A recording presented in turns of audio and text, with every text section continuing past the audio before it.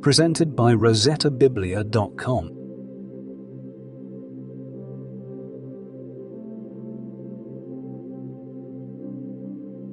The First Book of Kings. Chapter 1. Now King David was old and advanced in years, and they covered him with clothes, but he couldn't keep warm. Therefore his servants said to him, "Let a young virgin be sought for my lord the king. Let her stand before the king, and cherish him, and let her lie in your bosom, that my lord the king may keep warm." So they sought for a beautiful young lady throughout all the borders of Israel, and found Abishag the Shunammite, and brought her to the king. The young lady was very beautiful, and she cherished the king, and served him, but the king didn't know her intimately. Then Adonijah the son of Haggith exalted himself, saying, "I will be king." Then he prepared him chariots and horsemen, and 50 men to run before him. His father had not displeased him at any time in saying, "Why have you done so?" And he was also a very handsome man, and he was born after Absalom. He conferred with Joab the son of Zeruiah and with Abiathar the priest, and they followed Adonijah and helped him. But Zadok the priest, Benaiah the son of Jehoiada, Nathan the prophet, Shimei, Ray, and the mighty men who belonged to David, were not with Adonijah. Adonijah killed sheep, cattle, and fatlings by the stone of Zoheleth, which is beside En-Rogel, and he called all his brothers, the king's sons, and all the men of Judah, the king's servants. But he didn't call Nathan the prophet, and Benaiah, and the mighty men, and Solomon his brother. Then Nathan spoke to Bathsheba the mother of Solomon, saying, "Haven't you heard that Adonijah the son of Haggith reigns, and David our Lord doesn't know it? Now therefore come, please let me give you counsel, that you may save your own life and your son Solomon's life. Go into King David, and tell him, didn't you, my lord the king, swear to your servant, saying, Assuredly Solomon your son shall reign after me, and he shall sit on my throne? Why then does Adonijah reign? Behold, while you are still talking there with the king, I will also come in after you and confirm your words." Bathsheba went into the king in his room. The king was very old, and Abishag the Shunammite was serving the king.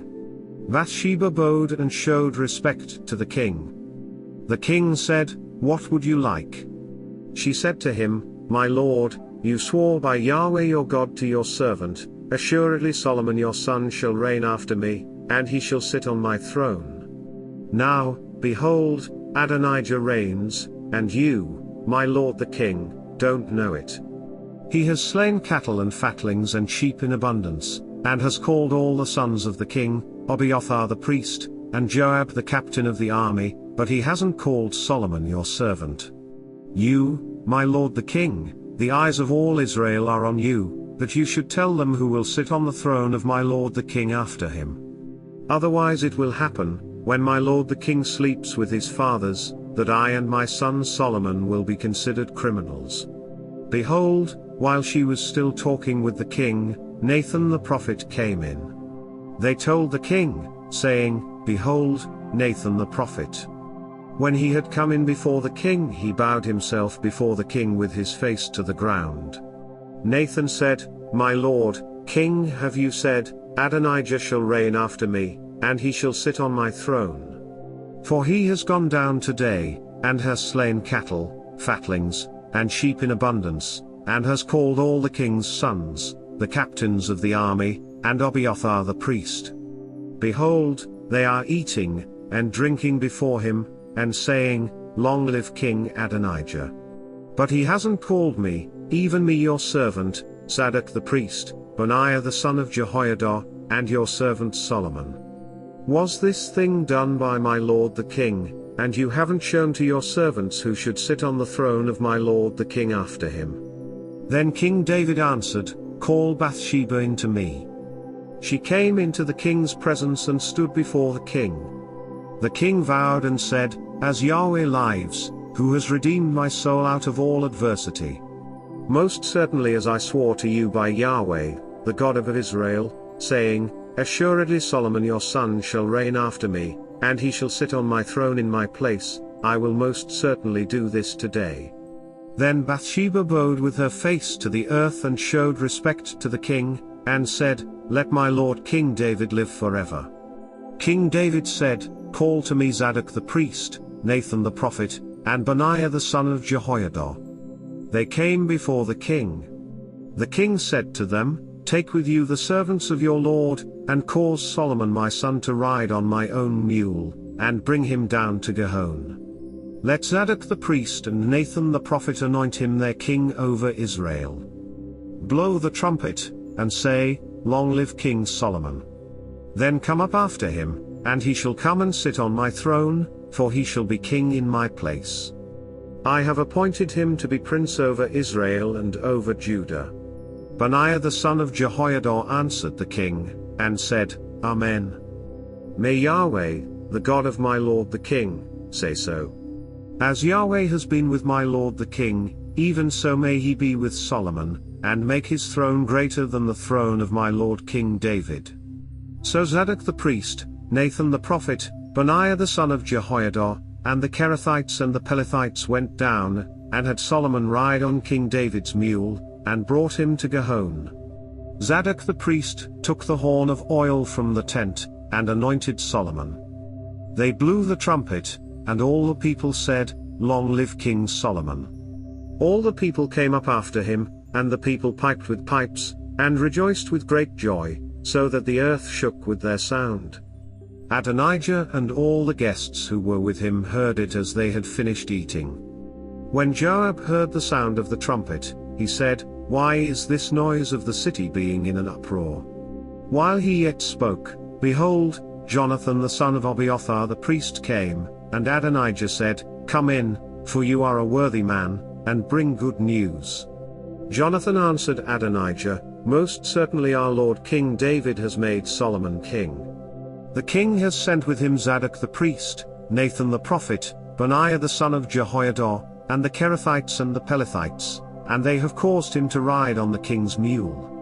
Zadok the priest and Nathan the prophet have anointed him king in Gihon. They have come up from their rejoicing, so that the city rang again. This is the noise that you have heard. Also, Solomon sits on the throne of the kingdom." Moreover, the king's servants came to bless our lord King David, saying, "May your God make the name of Solomon better than your name, and make his throne greater than your throne." And the king bowed himself on the bed. Also thus said the king, "Blessed be Yahweh, the God of Israel, who has given one to sit on my throne today, my eyes even seeing it." All the guests of Adonijah were afraid, and rose up, and each man went his way. Adonijah was afraid because of Solomon, and he arose, and went, and hung onto the horns of the altar. Solomon was told, "Behold, Adonijah fears King Solomon, for, behold, he is hanging onto the horns of the altar, saying, 'Let King Solomon swear to me first that he will not kill his servant with the sword.' Solomon said, 'If he shows himself a worthy man, not a hair of his shall fall to the earth, but if wickedness is found in him, he shall die.' So King Solomon sent, and they brought him down from the altar. He came and bowed down to King Solomon, and Solomon said to him, 'Go to your house.'" 1 Kings. Chapter 2. Now the days of David came near that he should die, and he commanded Solomon his son, saying, "I am going the way of all the earth. You be strong therefore, and show yourself a man. And keep the instruction of Yahweh your God, to walk in his ways, to keep his statutes, his commandments, his ordinances, and his testimonies, according to that which is written in the law of Moses, that you may prosper in all that you do and wherever you turn yourself. Then Yahweh may establish his word which he spoke concerning me, saying, If your children are careful of their way, to walk before me in truth with all their heart and with all their soul, there shall not fail you, he said, a man on the throne of Israel. Moreover you know also what Joab the son of Zeruiah did to me, even what he did to the 2 captains of the armies of Israel, to Abner the son of Ner and to Amasa the son of Chitare, whom he killed, and shed the blood of war in peace, and put the blood of war on his sash that was around his waist and in his sandals that were on his feet. Do therefore according to your wisdom, and don't let his grey head go down to Sheol in peace. But show kindness to the sons of Barzillai the Gileadite, and let them be among those who eat at your table, for so they came to me when I fled from Absalom your brother. Behold, there is with you Shimei the son of Gera, the Benjamite of Baharim, who cursed me with a grievous curse in the day when I went to Manaheim, but he came down to meet me at the Jordan, and I swore to him by Yahweh, saying, I will not put you to death with the sword. Now therefore don't hold him guiltless, for you are a wise man, and you will know what you ought to do to him, and you shall bring his grey head down to Sheol with blood. David slept with his fathers, and was buried in David's city. The days that David reigned over Israel were 40 years, he reigned 7 years in Hebron, and he reigned 33 years in Jerusalem. Solomon sat on David his father's throne, and his kingdom was firmly established. Then Adonijah the son of Haggith came to Bathsheba the mother of Solomon. She said, Do you come peaceably? He said, Peaceably.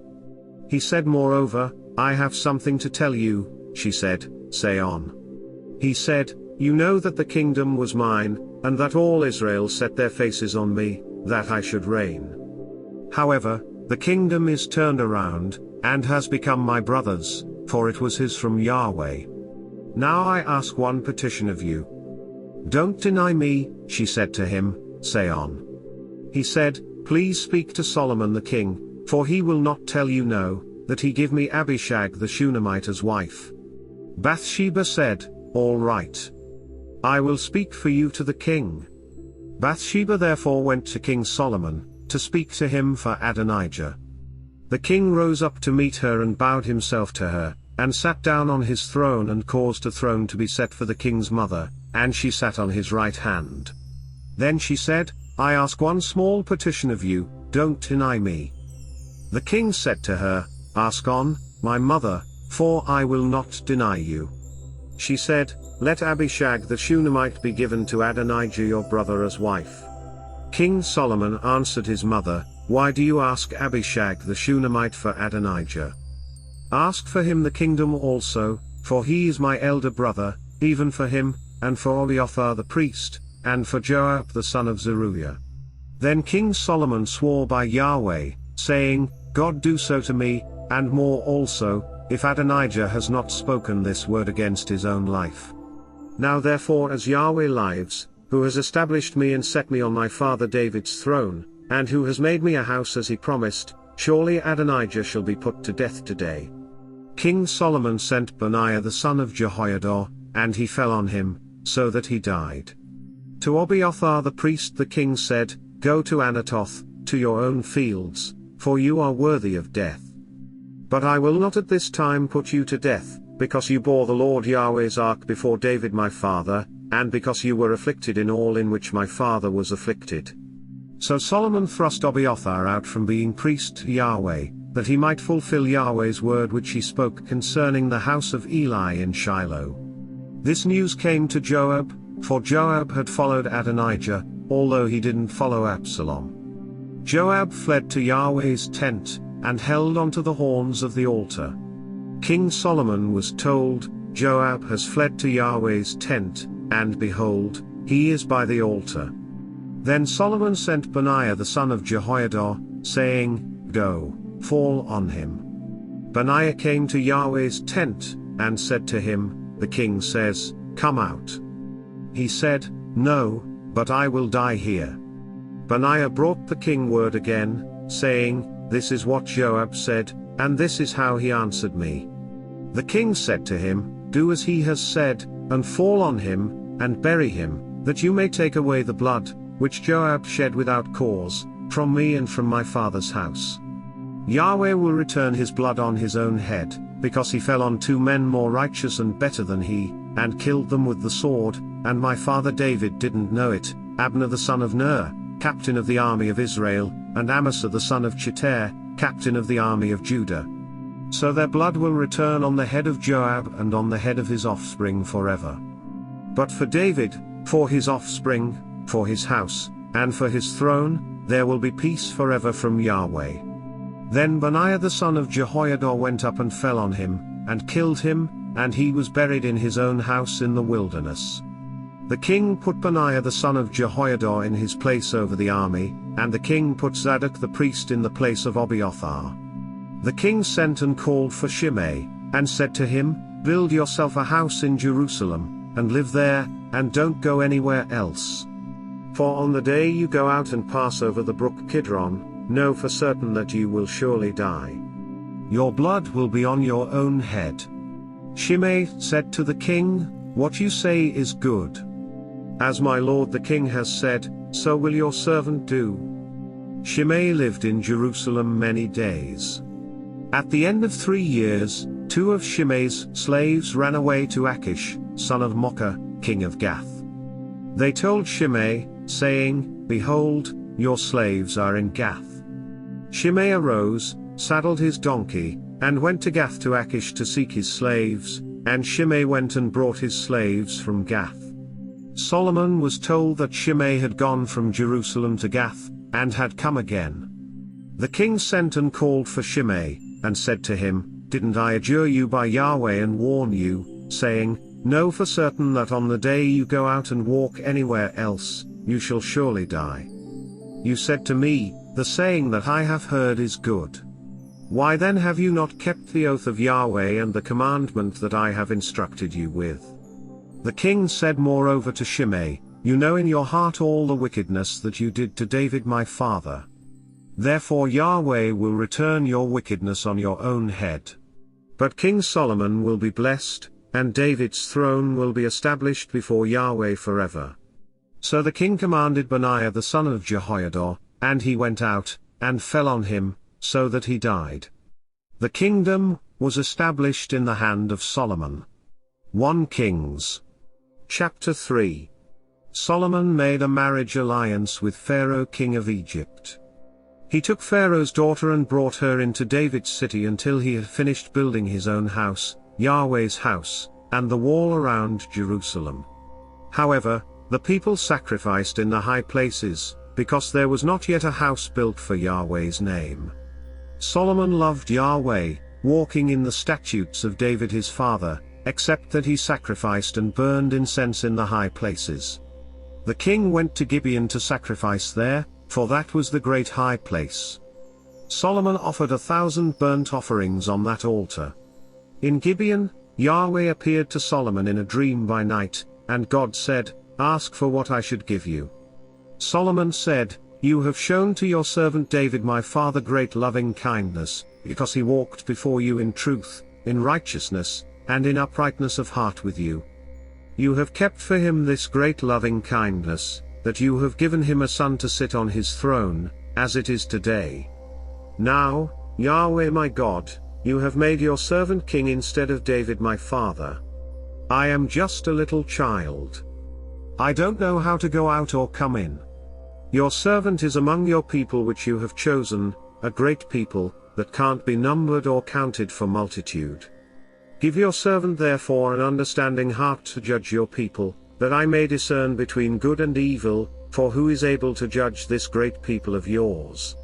This request pleased the Lord, that Solomon had asked this thing. God said to him, "Because you have asked this thing, and have not asked for yourself long life, nor have you asked for riches for yourself, nor have you asked for the life of your enemies, but have asked for yourself understanding to discern justice. Behold, I have done according to your word. Behold, I have given you a wise and understanding heart, so that there has been no one like you before you, and after you none will arise like you. I have also given you that which you have not asked, both riches and honor, so that there will not be any among the kings like you for all your days. If you will walk in my ways, to keep my statutes and my commandments, as your father David walked, then I will lengthen your days." Solomon awoke, and behold, it was a dream. Then he came to Jerusalem and stood before the ark of Yahweh's covenant, and offered up burnt offerings, offered peace offerings, and made a feast for all his servants. Then 2 women who were prostitutes came to the king, and stood before him. The one woman said, "Oh, my lord, I and this woman dwell in one house. I delivered a child with her in the house. The third day after I delivered, this woman delivered also. We were together. There was no stranger with us in the house, just us two in the house. This woman's child died in the night, because she lay on it.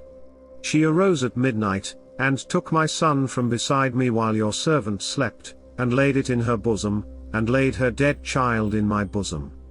When I rose in the morning to nurse my child, behold, he was dead, but when I had looked at him in the morning, behold, it was not my son whom I bore. The other woman said, No. But the living one is my son, and the dead one is your son. The first one said, No. But the dead one is your son, and the living one is my son.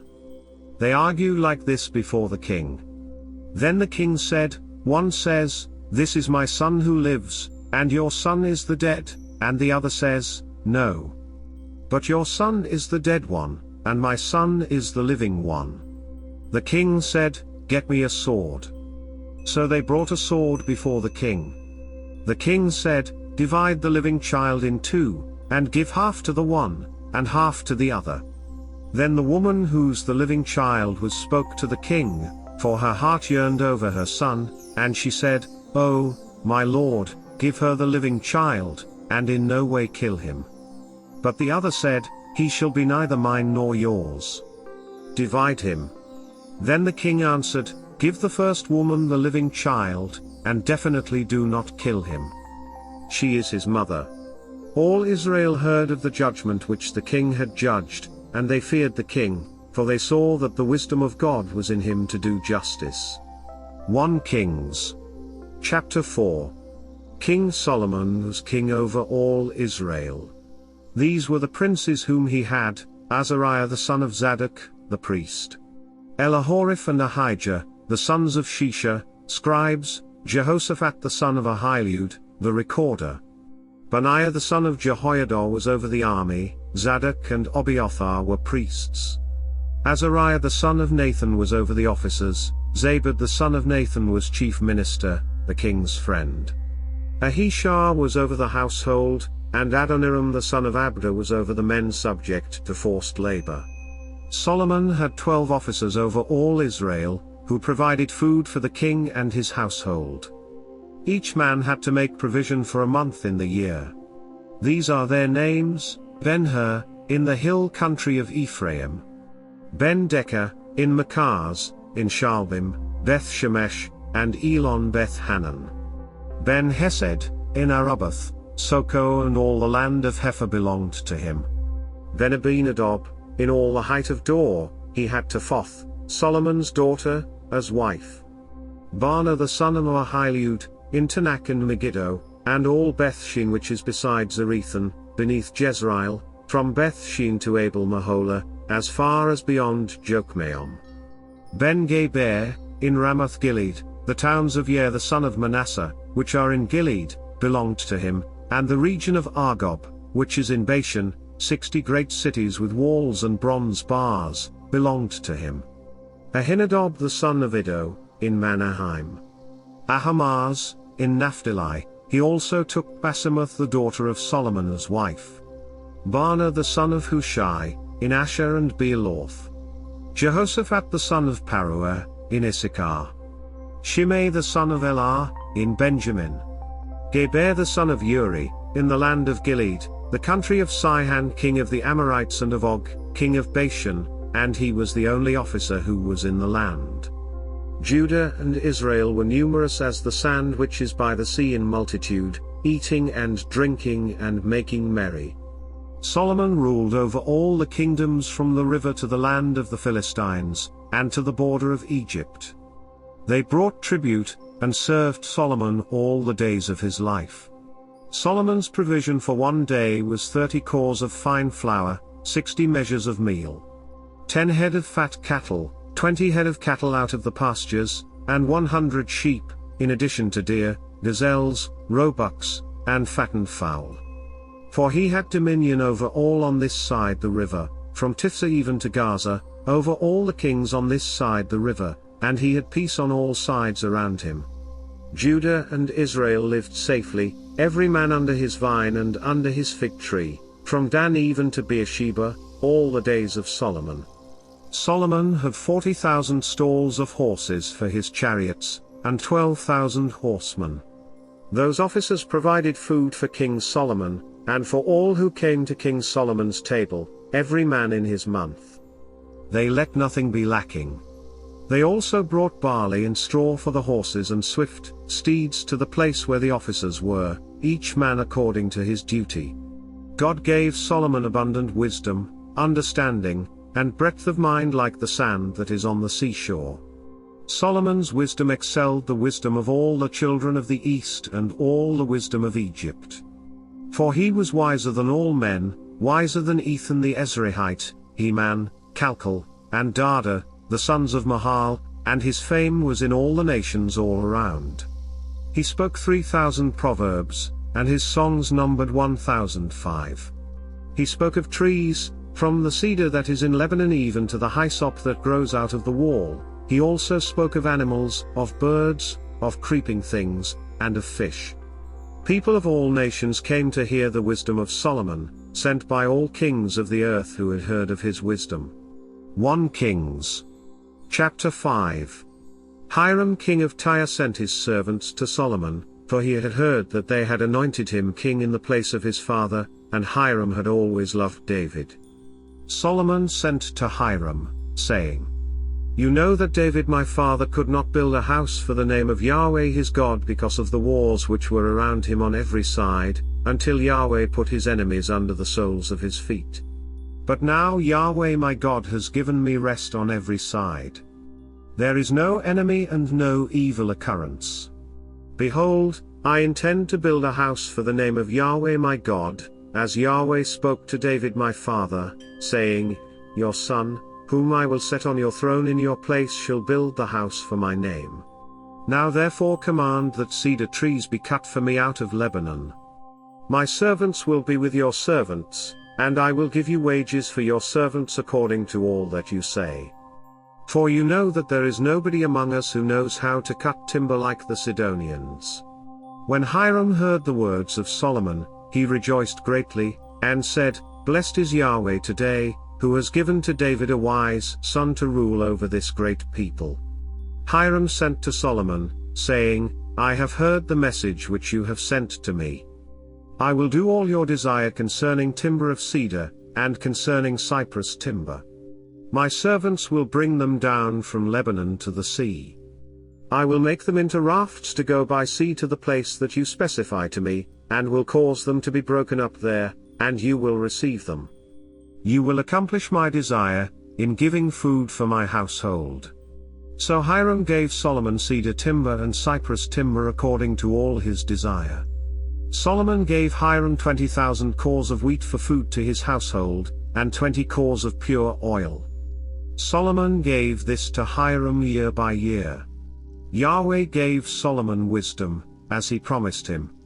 There was peace between Hiram and Solomon, and the two of them made a treaty together. King Solomon raised a levy out of all Israel, and the levy was 30,000 men. He sent them to Lebanon, 10,000 a month by courses, for a month they were in Lebanon, and 2 months at home, and Adoniram was over the men subject to forced labor. Solomon had 70,000 who bore burdens, and 80,000 who were stone cutters in the mountains. Besides Solomon's chief officers who were over the work, 3,300 who ruled over the people who labored in the work. The king commanded, and they cut out large stones, costly stones, to lay the foundation of the house with worked stone. Solomon's builders and Hiram's builders and the Gibeonites cut them, and prepared the timber and the stones to build the house. 1 Kings. Chapter 6. In the 480th year after the children of Israel had come out of the land of Egypt, in the 4th year of Solomon's reign over Israel, in the month Ziv, which is the 2nd month, he began to build Yahweh's house. The house which King Solomon built for Yahweh had a length of 60 cubits, and its width 20, and its height 30 cubits. The porch in front of the temple of the house had a length of 20 cubits, which was along the width of the house. 10 cubits was its width in front of the house. He made windows of fixed lattice work for the house. Against the wall of the house, he built floors all around, against the walls of the house all around, both of the temple and of the inner sanctuary, and he made side rooms all around. The lowest floor was 5 cubits wide, and the middle was 6 cubits wide, and the third was 7 cubits wide, for on the outside he made offsets in the wall of the house all around, that the beams should not be inserted into the walls of the house. The house, when it was under construction, was built of stone prepared at the quarry, and no hammer or axe or any tool of iron was heard in the house while it was under construction. The door for the middle side rooms was in the right side of the house. They went up by winding stairs into the middle floor, and out of the middle into the third. So he built the house and finished it, and he covered the house with beams and planks of cedar. He built the floors all along the house, each 5 cubits high, and they rested on the house with timbers of cedar. Yahweh's word came to Solomon, saying, "Concerning this house which you are building, if you will walk in my statutes, and execute my ordinances, and keep all my commandments to walk in them, then I will establish my word with you, which I spoke to David your father. I will dwell among the children of Israel, and will not forsake my people Israel." So Solomon built the house and finished it. He built the walls of the house within with boards of cedar, from the floor of the house to the walls of the ceiling, he covered them on the inside with wood. He covered the floor of the house with cypress boards. He built 20 cubits of the back part of the house with boards of cedar from the floor to the ceiling. He built this within, for an inner sanctuary, even for the most holy place. In front of the temple sanctuary was 40 cubits long. There was cedar on the house within, carved with buds and open flowers. All was cedar. No stone was visible. He prepared an inner sanctuary in the middle of the house within, to set the ark of Yahweh's covenant there. Within the inner sanctuary was 20 cubits in length, and 20 cubits in width, and 20 cubits in its height. He overlaid it with pure gold. He covered the altar with cedar. So Solomon overlaid the house within with pure gold. He drew chains of gold across before the inner sanctuary, and he overlaid it with gold. He overlaid the whole house with gold, until all the house was finished. He also overlaid the whole altar that belonged to the inner sanctuary with gold. In the inner sanctuary he made 2 cherubim of olive wood, each 10 cubits high. 5 cubits was the length of one wing of the cherub, and 5 cubits was the length of the other wing of the cherub. From the tip of one wing to the tip of the other was 10 cubits. The other cherub was 10 cubits. Both the cherubim were of one measure and one form. One cherub was 10 cubits high, and so was the other cherub. He set the cherubim within the inner house. The wings of the cherubim were stretched out, so that the wing of the one touched the one wall and the wing of the other cherub touched the other wall, and their wings touched one another in the middle of the house. He overlaid the cherubim with gold. He carved all the walls of the house around with carved figures of cherubim, palm trees, and open flowers, inside and outside. He overlaid the floor of the house with gold, inside and outside. For the entrance of the inner sanctuary, he made doors of olive wood. The lintel and door posts were a 5th part of the wall. So he made 2 doors of olive wood, and he carved on them carvings of cherubim, palm trees, and open flowers, and overlaid them with gold. He spread the gold on the cherubim and on the palm trees. He also made the entrance of the temple door posts of olive wood, out of a 4th part of the wall. And 2 doors of cypress wood. The 2 leaves of the one door were folding, and the 2 leaves of the other door were folding. He carved cherubim, palm trees, and open flowers, and he overlaid them with gold fitted on the engraved work. He built the inner court with 3 courses of cut stone and a course of cedar beams. The foundation of Yahweh's house was laid in the 4th year, in the month Ziv. In the 11th year, in the month Bul, which is the 8th month, the house was finished throughout all its parts and according to all its specifications. So he spent 7 years building it. 1 Kings Chapter 7. Solomon was building his own house 13 years, and he finished all his house. For he built the house of the forest of Lebanon. Its length was 100 cubits, its width 50 cubits, and its height 30 cubits, on 4 rows of cedar pillars, with cedar beams on the pillars. It was covered with cedar above over the 45 beams that were on the pillars, 15 in a row. There were beams in 3 rows, and window was facing window in 3 ranks.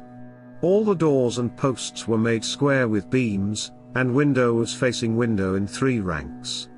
He made the hall of pillars. Its length was 50 cubits and its width 30 cubits, with a porch before them, and pillars and a threshold before them.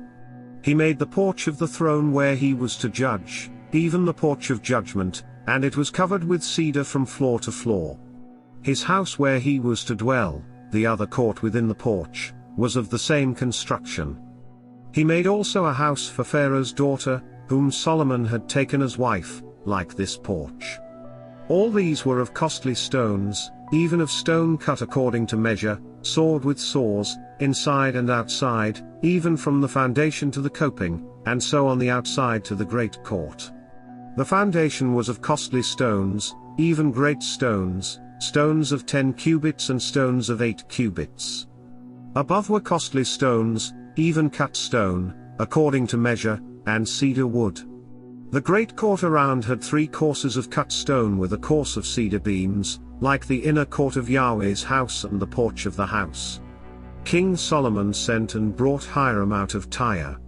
He was the son of a widow of the tribe of Naphtali, and his father was a man of Tyre, a worker in bronze, and he was filled with wisdom and understanding and skill to work all works in bronze. He came to King Solomon, and performed all his work. For he fashioned the 2 pillars of bronze, 18 cubits high apiece, and a line of 12 cubits encircled either of them. He made 2 capitals of molten bronze to set on the tops of the pillars. The height of the one capital was 5 cubits, and the height of the other capital was 5 cubits. There were nets of checker work and wreaths of chain work for the capitals which were on the top of the pillars, 7 for the one capital, and 7 for the other capital.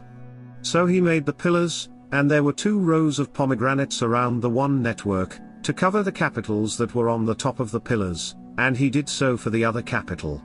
The capitals that were on the top of the pillars in the porch were of lily work, 4 cubits.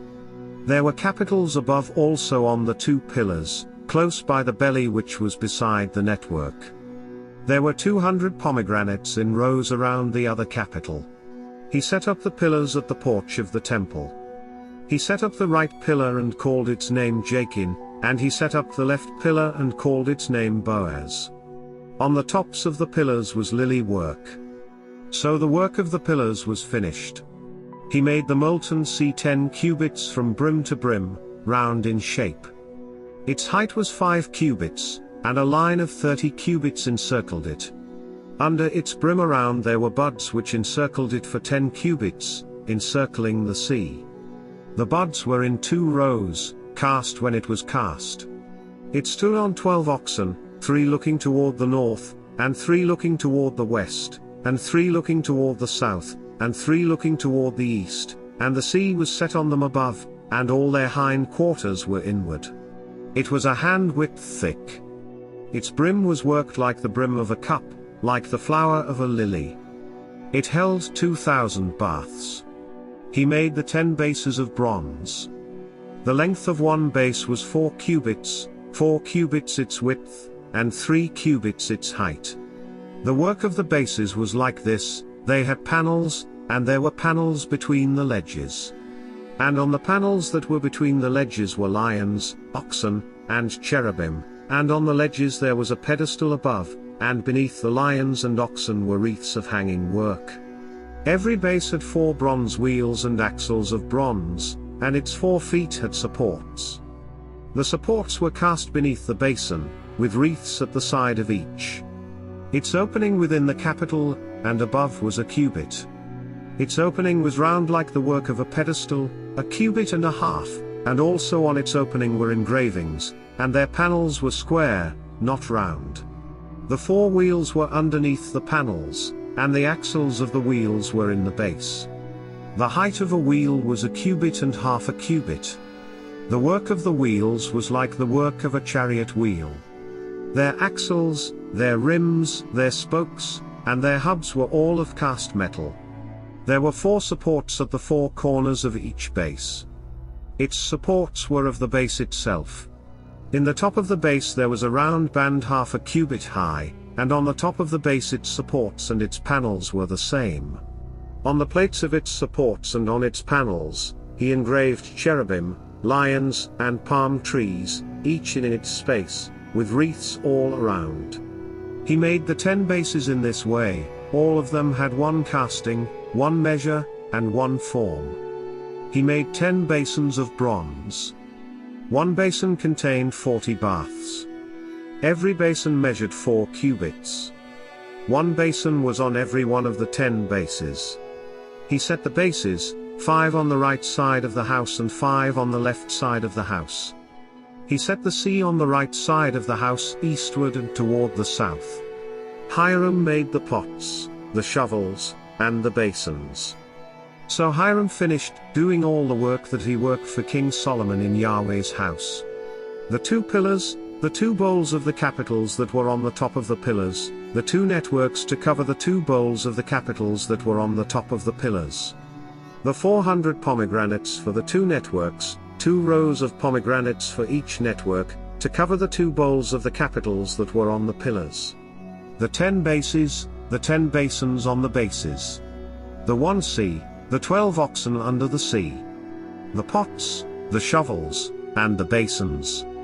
All of these vessels, which Hiram made for King Solomon in Yahweh's house, were of burnished bronze.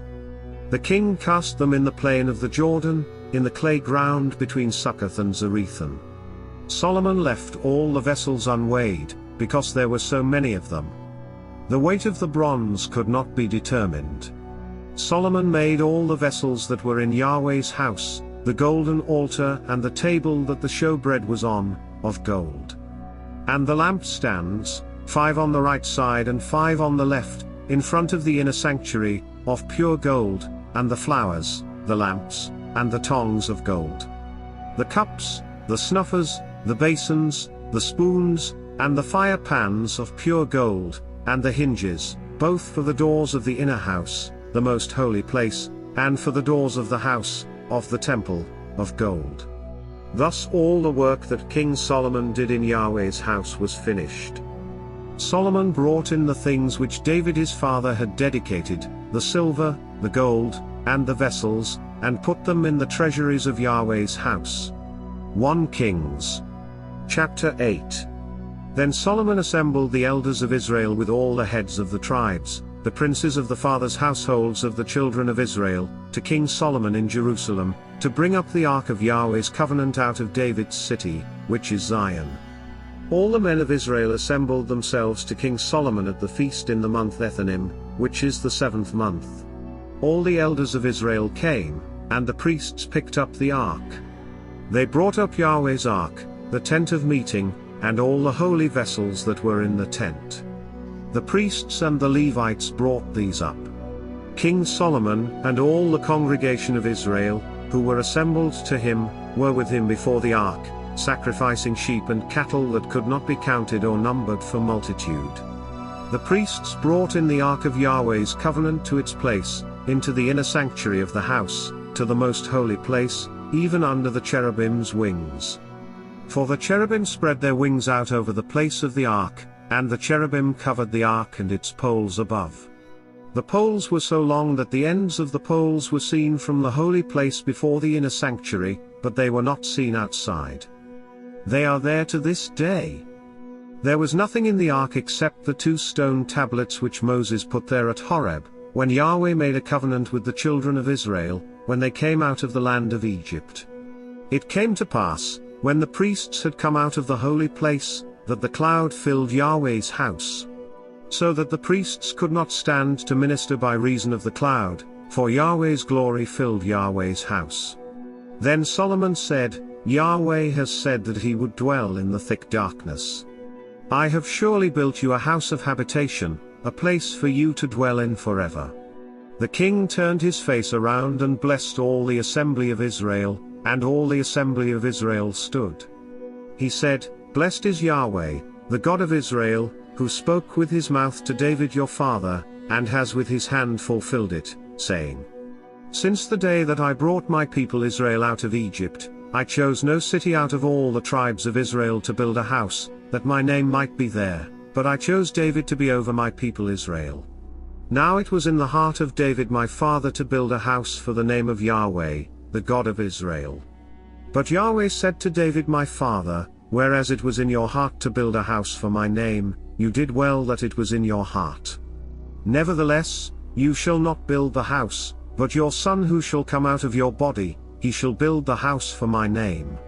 Yahweh has established his word that he spoke, for I have risen up in the place of David my father, and I sit on the throne of Israel, as Yahweh promised, and have built the house for the name of Yahweh, the God of Israel.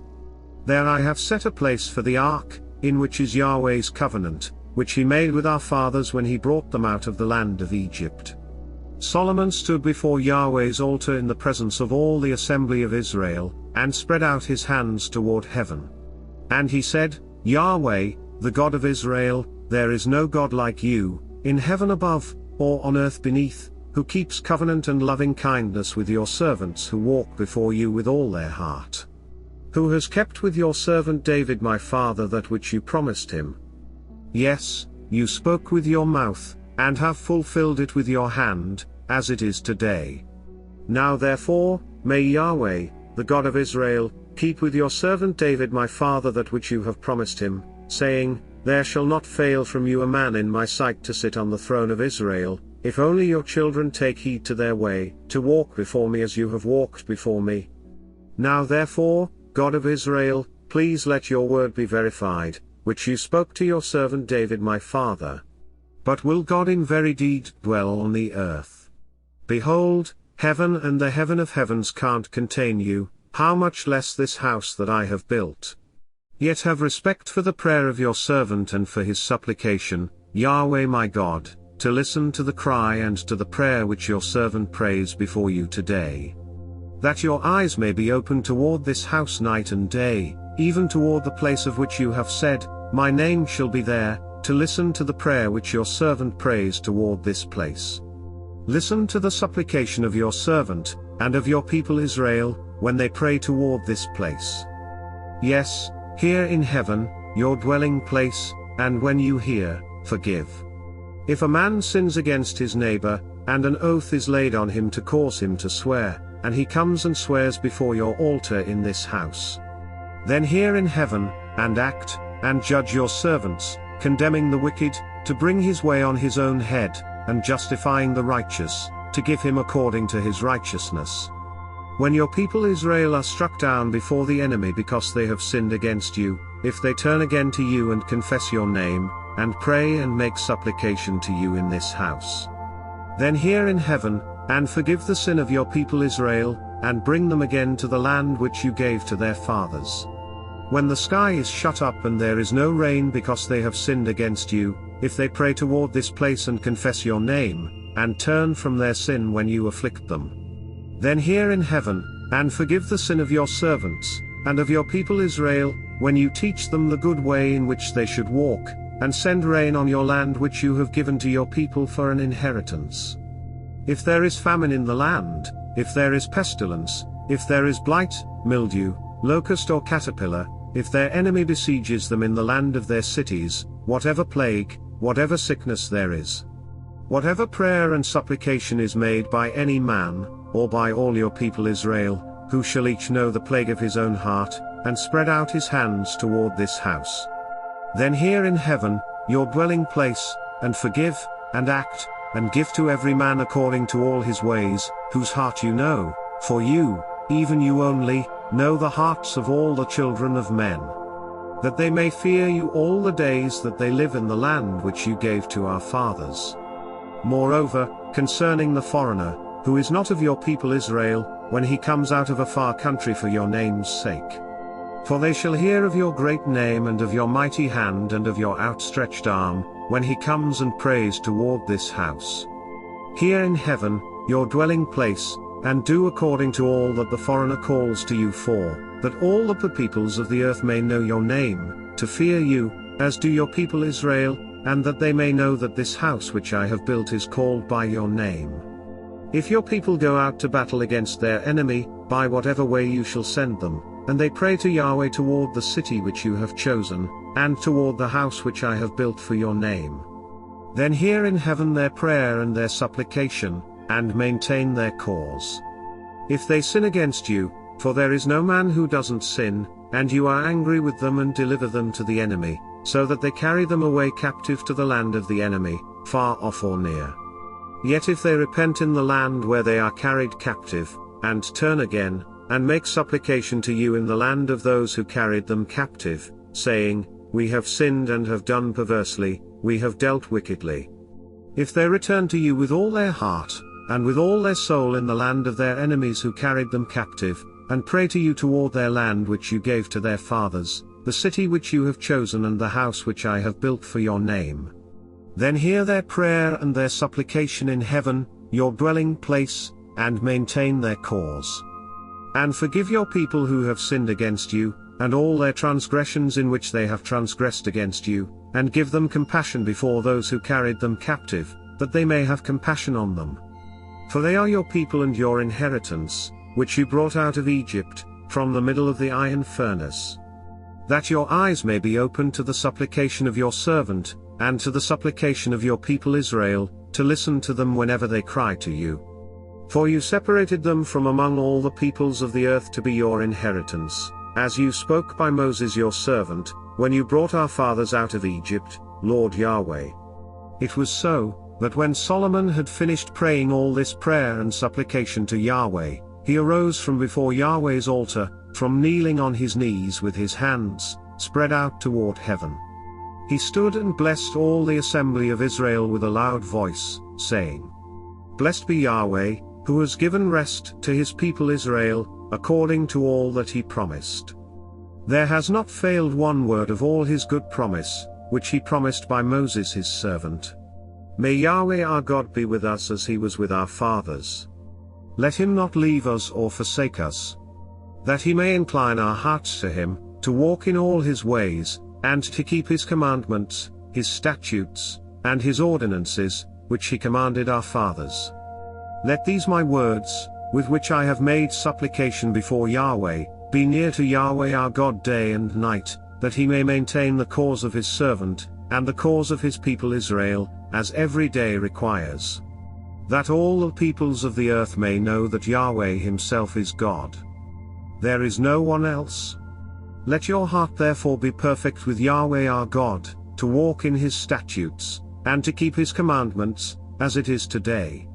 The king, and all Israel with him, offered sacrifice before Yahweh. Solomon offered for the sacrifice of peace offerings, which he offered to Yahweh, 22,000 head of cattle, and 120,000 sheep. So the king and all the children of Israel dedicated Yahweh's house. The same day the king made the middle of the court holy that was before Yahweh's house, for there he offered the burnt offering, the meal offering, and the fat of the peace offerings, because the bronze altar that was before Yahweh was too little to receive the burnt offering, the meal offering, and the fat of the peace offerings. So Solomon held the feast at that time, and all Israel with him, a great assembly, from the entrance of Hamath to the brook of Egypt, before Yahweh our God, 7 days and 7 more days, even 14 days. On the 8th day he sent the people away, and they blessed the king, and went to their tents joyful and glad in their hearts for all the goodness that Yahweh had shown to David his servant, and to Israel his people. 1 Kings. Chapter 9. When Solomon had finished the building of Yahweh's house, the king's house, and all Solomon's desire which he was pleased to do, Yahweh appeared to Solomon the second time, as he had appeared to him at Gibeon. Yahweh said to him, I have heard your prayer and your supplication that you have made before me. I have made this house holy, which you have built, to put my name there forever, and my eyes and my heart shall be there perpetually. As for you, if you will walk before me as David your father walked, in integrity of heart and in uprightness, to do according to all that I have commanded you, and will keep my statutes and my ordinances. Then I will establish the throne of your kingdom over Israel forever, as I promised to David your father, saying, there shall not fail from you a man on the throne of Israel. But if you turn away from following me, you or your children, and not keep my commandments and my statutes which I have set before you, but go and serve other gods and worship them, then I will cut off Israel out of the land which I have given them, and I will cast this house, which I have made holy for my name, out of my sight, and Israel will be a proverb and a byword among all peoples. Though this house is so high, yet everyone who passes by it will be astonished and hiss, and they will say, why has Yahweh done this to this land and to this house? And they will answer, because they abandoned Yahweh their God, who brought their fathers out of the land of Egypt, and embraced other gods, and worshipped them, and served them. Therefore Yahweh has brought all this evil on them. At the end of 20 years, in which Solomon had built the two houses, Yahweh's house and the king's house. Now Hiram the king of Tyre had furnished Solomon with cedar trees and cypress trees, and with gold, according to all his desire. King Solomon gave Hiram 20 cities in the land of Galilee. Hiram came out of Tyre to see the cities which Solomon had given him, and they didn't please him. He said, what cities are these which you have given me, my brother? He called them the land of Kabul to this day. Hiram sent to the king 120 talents of gold. This is the reason of the forced labor which King Solomon conscripted, to build Yahweh's house, his own house, Milo, Jerusalem's wall, Hazor, Megiddo, and Gezer. Pharaoh king of Egypt had gone up, taken Gezer, burned it with fire, killed the Canaanites who lived in the city, and given it for a wedding gift to his daughter, Solomon's wife. Solomon built in the land Gezer, Beth-or on the lower, Baalath, Tamar in the wilderness. All the storage cities that Solomon had, the cities for his chariots, the cities for his horsemen, and that which Solomon desired to build for his pleasure in Jerusalem, and in Lebanon, and in all the land of his dominion. As for all the people who were left of the Amorites, the Hittites, the Perizzites, the Hivites, and the Jebusites, who were not of the children of Israel, their children who were left after them in the land, whom the children of Israel were not able utterly to destroy, of them Solomon raised a levy of bondservants to this day. But of the children of Israel Solomon made no bondservants, but they were the men of war, his servants, his princes, his captains, and rulers of his chariots and of his horsemen. These were the 550 chief officers who were over Solomon's work, who ruled over the people who labored in the work. But Pharaoh's daughter came up out of David's city to her house which Solomon had built for her. Then he built Milo. Solomon offered burnt offerings and peace offerings on the altar which he built to Yahweh 3 times per year, burning incense with them on the altar that was before Yahweh. So he finished the house. King Solomon made a fleet of ships in Ezion-Geber, which is beside Eloth, on the shore of the Red Sea, in the land of Edom. Hiram sent in the fleet his servants, sailors who had knowledge of the sea, with the servants of Solomon. They came to Ophir, and fetched from their gold 420 talents, and brought it to King Solomon. 1 Kings chapter 10. When the queen of Sheba heard of the fame of Solomon concerning Yahweh's name, she came to test him with hard questions. She came to Jerusalem with a very great caravan, with camels that bore spices, very much gold, and precious stones, and when she had come to Solomon, she talked with him about all that was in her heart. Solomon answered all her questions. There wasn't anything hidden from the king which he didn't tell her. When the queen of Sheba had seen all the wisdom of Solomon, the house that he had built, the food of his table, the sitting of his servants, the attendance of his officials, their clothing, his cupbearers, and his ascent by which he went up to Yahweh's house, there was no more spirit in her. She said to the king, "It was a true report that I heard in my own land of your acts and of your wisdom. However, I didn't believe the words until I came and my eyes had seen it. Behold, not even half was told me. Your wisdom and prosperity exceed the fame which I heard. Happy are your men, happy are these your servants who stand continually before you, who hear your wisdom. Blessed is Yahweh your God, who delighted in you, to set you on the throne of Israel. Because Yahweh loved Israel forever, therefore he made you king, to do justice and righteousness. She gave the king 120 talents of gold, and a very great quantity of spices, and precious stones. Never again was there such an abundance of spices as these which the queen of Sheba gave to King Solomon. The fleet of Hiram that brought gold from Ophir also brought in from Ophir great quantities of almug trees and precious stones. The king made of the almug trees pillars for Yahweh's house and for the king's house, harps also and stringed instruments for the singers. No such almug trees came or were seen to this day. King Solomon gave to the queen of Sheba all her desire, whatever she asked, in addition to that which Solomon gave her of his royal bounty. So she turned and went to her own land, she and her servants. Now the weight of gold that came to Solomon in 1 year was 666 talents of gold. In addition to that which the traders brought, and the traffic of the merchants, and of all the kings of the mixed people, and of the governors of the country. King Solomon made 200 bucklers of beaten gold, 600 shekels of gold went to 1 buckler. He made 300 shields of beaten gold, 3 minas of gold went to 1 shield, and the king put them in the house of the forest of Lebanon. Moreover the king made a great throne of ivory, and overlaid it with the finest gold.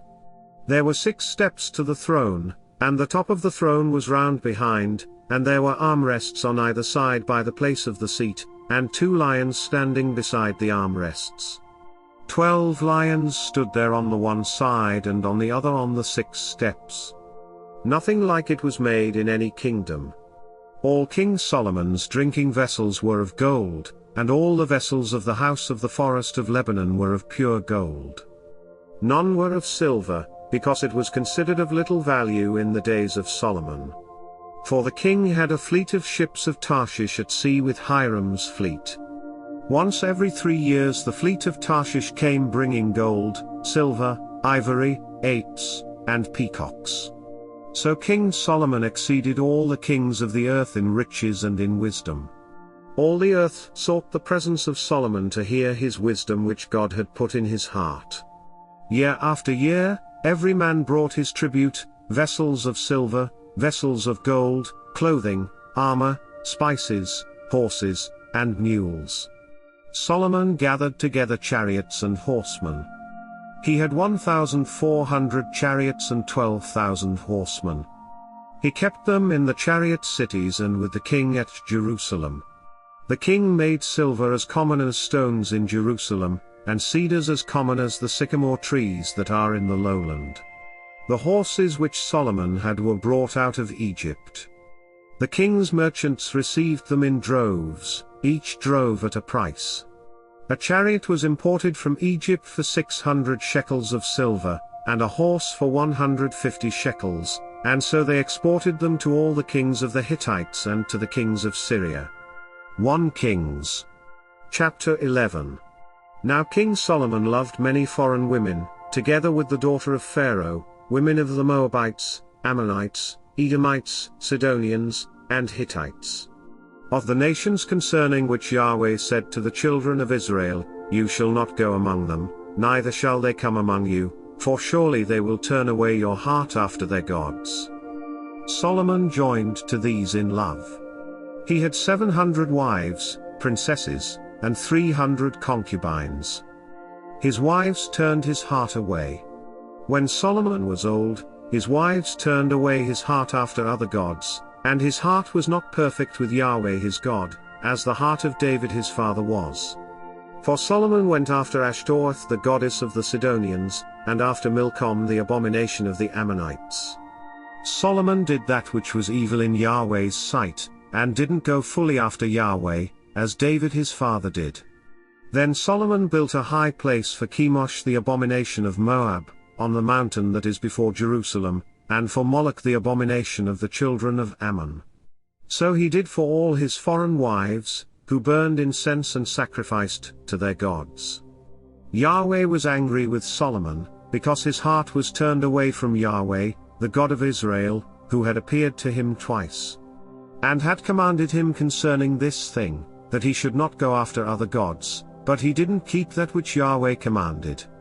Therefore Yahweh said to Solomon, because this is done by you, and you have not kept my covenant and my statutes, which I have commanded you, I will surely tear the kingdom from you, and will give it to your servant.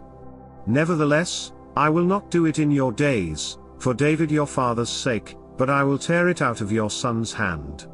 However, I will not tear away all the kingdom, but I will give one tribe to your son, for David my servant's sake, and for Jerusalem's sake which I have chosen.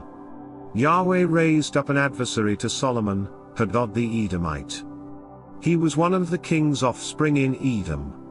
For when David was in Edom, and Joab the captain of the army had gone up to bury the slain, and had struck every male in Edom. For Joab and all Israel remained there 6 months, until he had cut off every male in Edom. Hadad fled, he and certain Edomites of his father's servants with him, to go into Egypt, when Hadad was still a little child. They arose out of Midian and came to Paran, and they took men with them out of Paran, and they came to Egypt, to Pharaoh king of Egypt, who gave him a house, and appointed him food, and gave him land. Hadad found great favor in the sight of Pharaoh, so that he gave him as wife the sister of his own wife, the sister of Tapenes the queen. The sister of Tapenes bore him Genebath his son, whom Tapenes weaned in Pharaoh's house, and Genebath was in Pharaoh's house among the sons of Pharaoh. When Hadad heard in Egypt that David slept with his fathers, and that Joab the captain of the army was dead, Hadad said to Pharaoh, "Let me depart, that I may go to my own country." Then Pharaoh said to him, "But what have you lacked with me, that behold, you seek to go to your own country?" He answered, "Nothing, however only let me depart."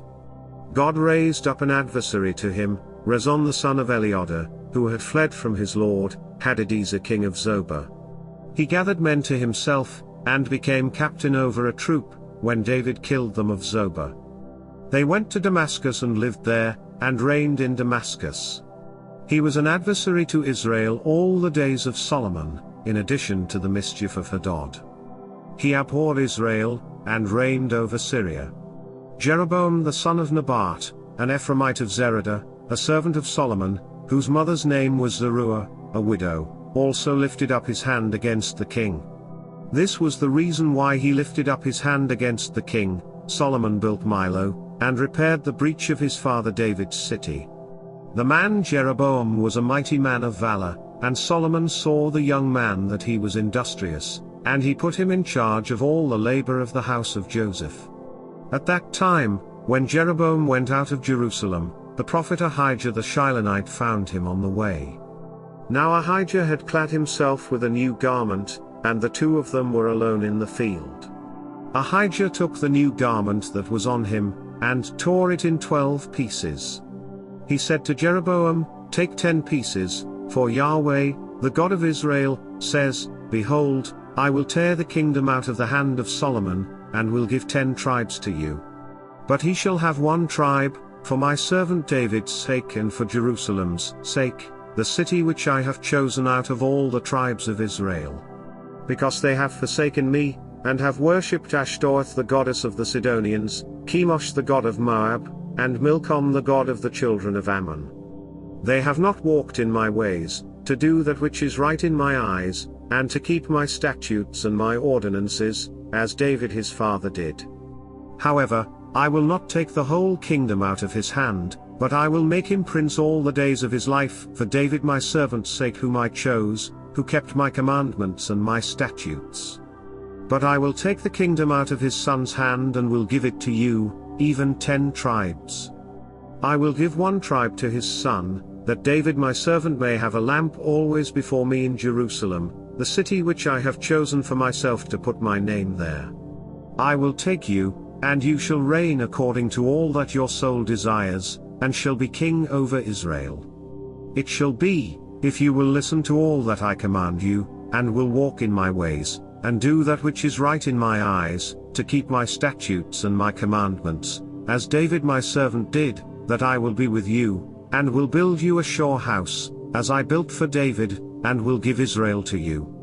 I will afflict the offspring of David for this, but not forever.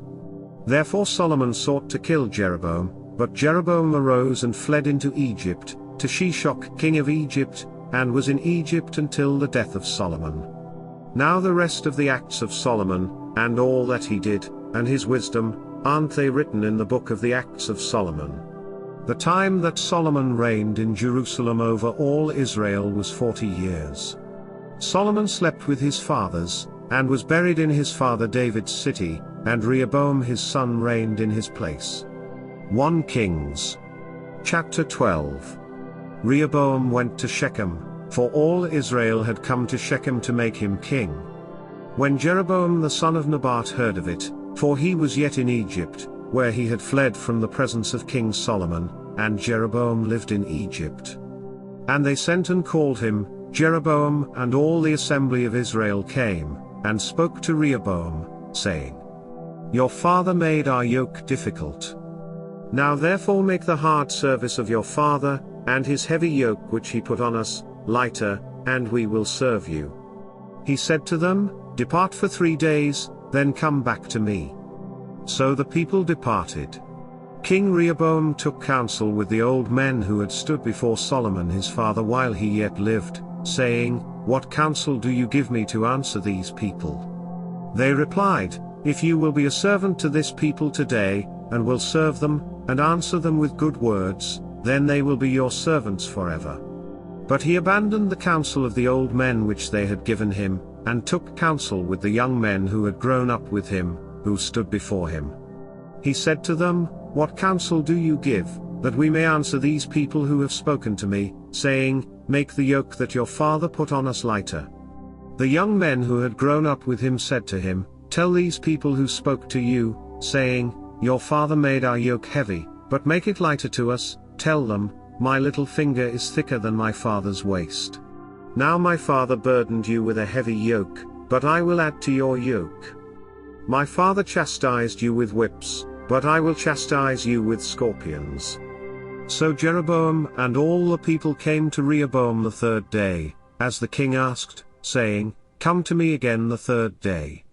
The king answered the people roughly, and abandoned the counsel of the old men which they had given him, and spoke to them according to the counsel of the young men, saying, My father made your yoke heavy, but I will add to your yoke. My father chastised you with whips, but I will chastise you with scorpions. So the king didn't listen to the people, for it was a thing brought about from Yahweh, that he might establish his word, which Yahweh spoke by Ahijah the Shilonite to Jeroboam the son of Nebat. When all Israel saw that the king didn't listen to them, the people answered the king, saying, What portion have we in David? We don't have an inheritance in the son of Jesse. To your tents, Israel. Now see to your own house, David. So Israel departed to their tents. But as for the children of Israel who lived in the cities of Judah, Rehoboam reigned over them. Then King Rehoboam sent Adoram, who was over the men subject to forced labor, and all Israel stoned him to death with stones. King Rehoboam hurried to get himself up to his chariot, to flee to Jerusalem. So Israel rebelled against David's house to this day. When all Israel heard that Jeroboam had returned, they sent and called him to the congregation, and made him king over all Israel. There was no one who followed David's house, except for the tribe of Judah only.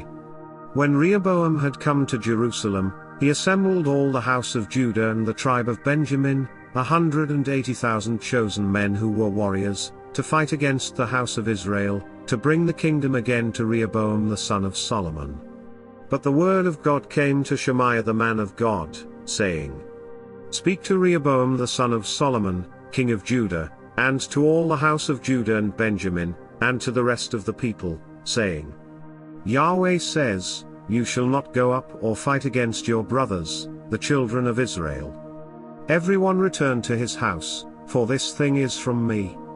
So they listened to Yahweh's word, and returned and went their way, according to Yahweh's word. Then Jeroboam built Shechem in the hill country of Ephraim, and lived in it, and he went out from there and built Penuel. Jeroboam said in his heart, Now the kingdom will return to David's house. If this people goes up to offer sacrifices in Yahweh's house at Jerusalem, then the heart of this people will turn again to their Lord, even to Rehoboam king of Judah, and they will kill me, and return to Rehoboam king of Judah. So the king took counsel, and made 2 calves of gold, and he said to them, It is too much for you to go up to Jerusalem. Look and behold your gods, Israel, which brought you up out of the land of Egypt. He set the one in Bethel, and the other he put in Dan.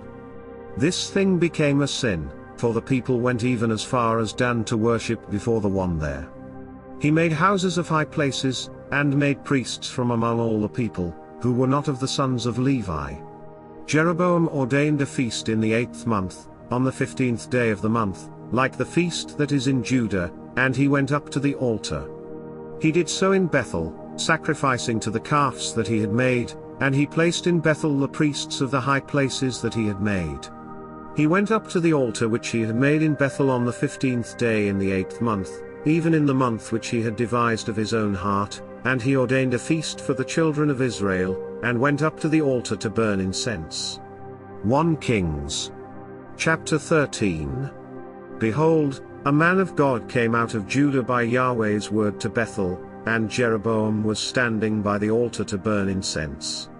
He cried against the altar by Yahweh's word, and said, Altar! Altar! Yahweh says, Behold, a son will be born to David's house, Josiah by name. On you he will sacrifice the priests of the high places who burn incense on you, and they will burn men's bones on you. He gave a sign the same day, saying, This is the sign which Yahweh has spoken, Behold, the altar will be split apart, and the ashes that are on it will be poured out. When the king heard the saying of the man of God, which he cried against the altar in Bethel, Jeroboam put out his hand from the altar, saying, Seize him. His hand, which he put out against him, dried up, so that he could not draw it back again to himself. The altar was also split apart, and the ashes poured out from the altar, according to the sign which the man of God had given by Yahweh's word. The king answered the man of God, Now intercede for the favor of Yahweh your God, and pray for me, that my hand may be restored me again. The man of God interceded with Yahweh, and the king's hand was restored to him again, and became as it was before. The king said to the man of God, Come home with me and refresh yourself, and I will give you a reward. The man of God said to the king, Even if you gave me half of your house, I would not go in with you, neither would I eat bread nor drink water in this place. For so was it commanded me by Yahweh's word, saying, You shall eat no bread, drink no water, and don't return by the way that you came. So he went another way, and didn't return by the way that he came to Bethel. Now an old prophet lived in Bethel, and one of his sons came and told him all the works that the man of God had done that day in Bethel. They also told their father the words which he had spoken to the king. Their father said to them, Which way did he go? Now his sons had seen which way the man of God went, who came from Judah. He said to his sons, Saddle the donkey for me. So they saddled the donkey for him, and he rode on it. He went after the man of God, and found him sitting under an oak. He said to him, Are you the man of God who came from Judah? He said, I am. Then he said to him, Come home with me and eat bread. He said, I may not return with you, nor go in with you. I will not eat bread or drink water with you in this place. For it was said to me by Yahweh's word, You shall eat no bread or drink water there, and don't turn again to go by the way that you came. He said to him, I also am a prophet as you are, and an angel spoke to me by Yahweh's word, saying, Bring him back with you into your house, that he may eat bread and drink water. He lied to him. So he went back with him, ate bread in his house, and drank water. As they sat at the table, Yahweh's word came to the prophet who brought him back. And he cried out to the man of God who came from Judah, saying, Yahweh says, because you have been disobedient to Yahweh's word, and have not kept the commandment which Yahweh your God commanded you, but came back, and have eaten bread and drank water in the place of which he said to you, Eat no bread, and drink no water, your body will not come to the tomb of your fathers. After he had eaten bread and after he drank, he saddled the donkey for the prophet whom he had brought back. When he had gone, a lion met him by the way and killed him. His body was thrown on the path, and the donkey stood by it. The lion also stood by the body. Behold, men passed by and saw the body thrown on the path, and the lion standing by the body, and they came and told it in the city where the old prophet lived. When the prophet who brought him back from the way heard of it, he said, It is the man of God who was disobedient to Yahweh's word. Therefore Yahweh has delivered him to the lion, which has mauled him and slain him, according to Yahweh's word which he spoke to him. He said to his sons, saying, Saddle the donkey for me, and they saddled it. He went and found his body thrown on the path, and the donkey and the lion standing by the body. The lion had not eaten the body nor mauled the donkey. The prophet took up the body of the man of God, and laid it on the donkey, and brought it back. He came to the city of the old prophet to mourn, and to bury him. He laid his body in his own grave, and they mourned over him, saying, Alas, my brother. After he had buried him, he spoke to his sons, saying, When I am dead, bury me in the tomb in which the man of God is buried. Lay my bones beside his bones. For the saying which he cried by Yahweh's word against the altar in Bethel, and against all the houses of the high places which are in the cities of Samaria, will surely happen. After this thing, Jeroboam didn't turn from his evil way, but again made priests of the high places from among all the people. Whoever wanted to, he consecrated him, that there might be priests of the high places. This thing became sin to the house of Jeroboam, even to cut it off and to destroy it from off the surface of the earth. 1 Kings chapter 14. At that time Aviah the son of Jeroboam became sick. Jeroboam said to his wife, Please get up and disguise yourself, so that you won't be recognized as Jeroboam's wife. Go to Shiloh. Behold, Ahijah the prophet is there, who said that I would be king over this people. Take with you 10 loaves of bread, some cakes, and a jar of honey, and go to him. He will tell you what will become of the child. Jeroboam's wife did so, and arose and went to Shiloh, and came to Ahijah's house. Now Ahijah could not see, for his eyes were set by reason of his age. Yahweh said to Ahijah, Behold, Jeroboam's wife is coming to inquire of you concerning her son, for he is sick. Tell her such and such, for it will be, when she comes in, that she will pretend to be another woman. So when Ahijah heard the sound of her feet, as she came in at the door, he said, Come in, Jeroboam's wife. Why do you pretend to be another? For I am sent to you with heavy news. Go, tell Jeroboam, Yahweh, the God of Israel, says, Because I exalted you from among the people, and made you prince over my people Israel, and tore the kingdom away from David's house, and gave it you, and yet you have not been as my servant David, who kept my commandments, and who followed me with all his heart, to do that only which was right in my eyes. But have done evil above all who were before you, and have gone and made for yourself other gods, molten images, to provoke me to anger, and have cast me behind your back. Therefore, behold, I will bring evil on the house of Jeroboam, and will cut off from Jeroboam everyone who urinates on a wall, he who is shut up and he who is left at large in Israel, and will utterly sweep away the house of Jeroboam, as a man sweeps away dung until it is all gone. The dogs will eat he who belongs to Jeroboam who dies in the city, and the birds of the sky will eat he who dies in the field, for Yahweh has spoken it. Arise therefore, and go to your house. When your feet enter into the city, the child will die. All Israel will mourn for him and bury him, for he only of Jeroboam will come to the grave, because in him there is found some good thing toward Yahweh, the God of Israel, in the house of Jeroboam. Moreover, Yahweh will raise up a king for himself over Israel who will cut off the house of Jeroboam. This is the day. What? Even now. For Yahweh will strike Israel, as a reed is shaken in the water, and he will root up Israel out of this good land which he gave to their fathers, and will scatter them beyond the river, because they have made their Asherah poles, provoking Yahweh to anger. He will give Israel up because of the sins of Jeroboam, which he has sinned, and with which he has made Israel to sin. Jeroboam's wife arose and departed, and came to Tirzah. As she came to the threshold of the house, the child died. All Israel buried him and mourned for him, according to Yahweh's word, which he spoke by his servant Ahijah the prophet.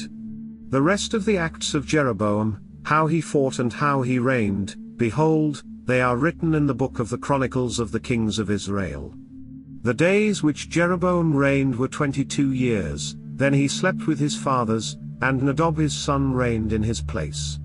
Rehoboam the son of Solomon reigned in Judah. Rehoboam was 41 years old when he began to reign, and he reigned 17 years in Jerusalem, the city which Yahweh had chosen out of all the tribes of Israel, to put his name there. His mother's name was Naamah the Ammonitess. Judah did that which was evil in Yahweh's sight, and they provoked him to jealousy with their sins which they committed, above all that their fathers had done. For they also built for themselves high places, sacred pillars, and Asherah poles on every high hill and under every green tree. There were also Sodomites in the land. They did according to all the abominations of the nations which Yahweh drove out before the children of Israel. In the 5th year of King Rehoboam, Shishak king of Egypt came up against Jerusalem. And he took away the treasures of Yahweh's house and the treasures of the king's house. He even took away all of it, including all the gold shields which Solomon had made. King Rehoboam made shields of bronze in their place, and committed them to the hands of the captains of the guard, who kept the door of the king's house. It was so, that as often as the king went into Yahweh's house, the guard bore them, and brought them back into the guard room. Now the rest of the acts of Rehoboam, and all that he did, aren't they written in the book of the Chronicles of the kings of Judah? There was war between Rehoboam and Jeroboam continually. Rehoboam slept with his fathers, and was buried with his fathers in David's city. His mother's name was Naamah the Ammonitess. Abijam his son reigned in his place. 1 Kings. Chapter 15. Now in the 18th year of King Jeroboam the son of Nebat, Abijam began to reign over Judah. He reigned 3 years in Jerusalem. His mother's name was Mocha the daughter of Abishalom.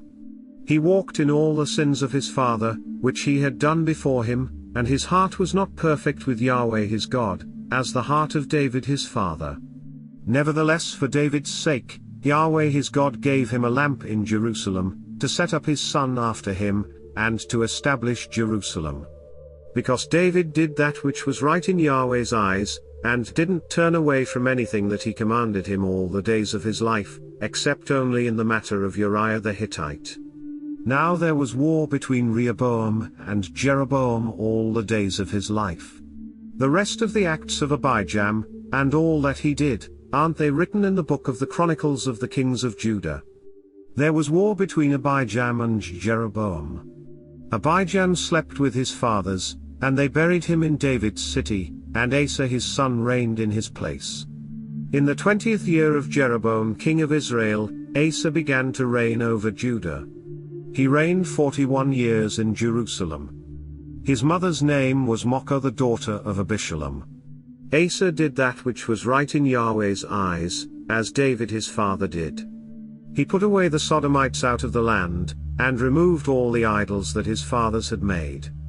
He also removed Mocha his mother from being queen, because she had made an abominable image for an Asherah. Asa cut down her image and burned it at the brook Kidron. But the high places were not taken away. Nevertheless the heart of Asa was perfect with Yahweh all his days. He brought into Yahweh's house the things that his father had dedicated, and the things that he himself had dedicated, silver, gold, and utensils. There was war between Asa and Baasha king of Israel all their days. Baasha king of Israel went up against Judah, and built Ramah, that he might not allow anyone to go out or come into Asa king of Judah. Then Asa took all the silver and the gold that was left in the treasures of Yahweh's house, and the treasures of the king's house, and delivered it into the hand of his servants. Then King Asa sent them to Ben-Hadad, the son of Tabrimmon, the son of Hezion, king of Syria, who lived at Damascus, saying, "Let there be a treaty between me and you, like that between my father and your father. Behold, I have sent to you a present of silver and gold. Go, break your treaty with Baasha king of Israel, that he may depart from me." Ben-Hadad listened to King Asa, and sent the captains of his armies against the cities of Israel, and struck Ion, and Dan, and Abel-Beth-Maachah, and all Chinneroth, with all the land of Naphtali. When Baasha heard of it, he stopped building Ramah, and lived in Tirzah. Then King Asa made a proclamation to all Judah. No one was exempted. They carried away the stones of Ramah, and its timber, with which Baasha had built, and King Asa used it to build Geba of Benjamin, and Mitzpah. Now the rest of all the acts of Asa, and all his might, and all that he did, and the cities which he built, aren't they written in the book of the Chronicles of the Kings of Judah? But in the time of his old age he was diseased in his feet. Asa slept with his fathers, and was buried with his fathers in his father David's city, and Jehoshaphat his son reigned in his place. Nadab the son of Jeroboam began to reign over Israel in the 2nd year of Asa king of Judah, and he reigned over Israel 2 years. He did that which was evil in Yahweh's sight, and walked in the way of his father, and in his sin with which he made Israel to sin. Baasha the son of Ahijah, of the house of Issachar, conspired against him, and Baasha struck him at Gibbethon, which belonged to the Philistines, for Nadab and all Israel were besieging Gibbethon.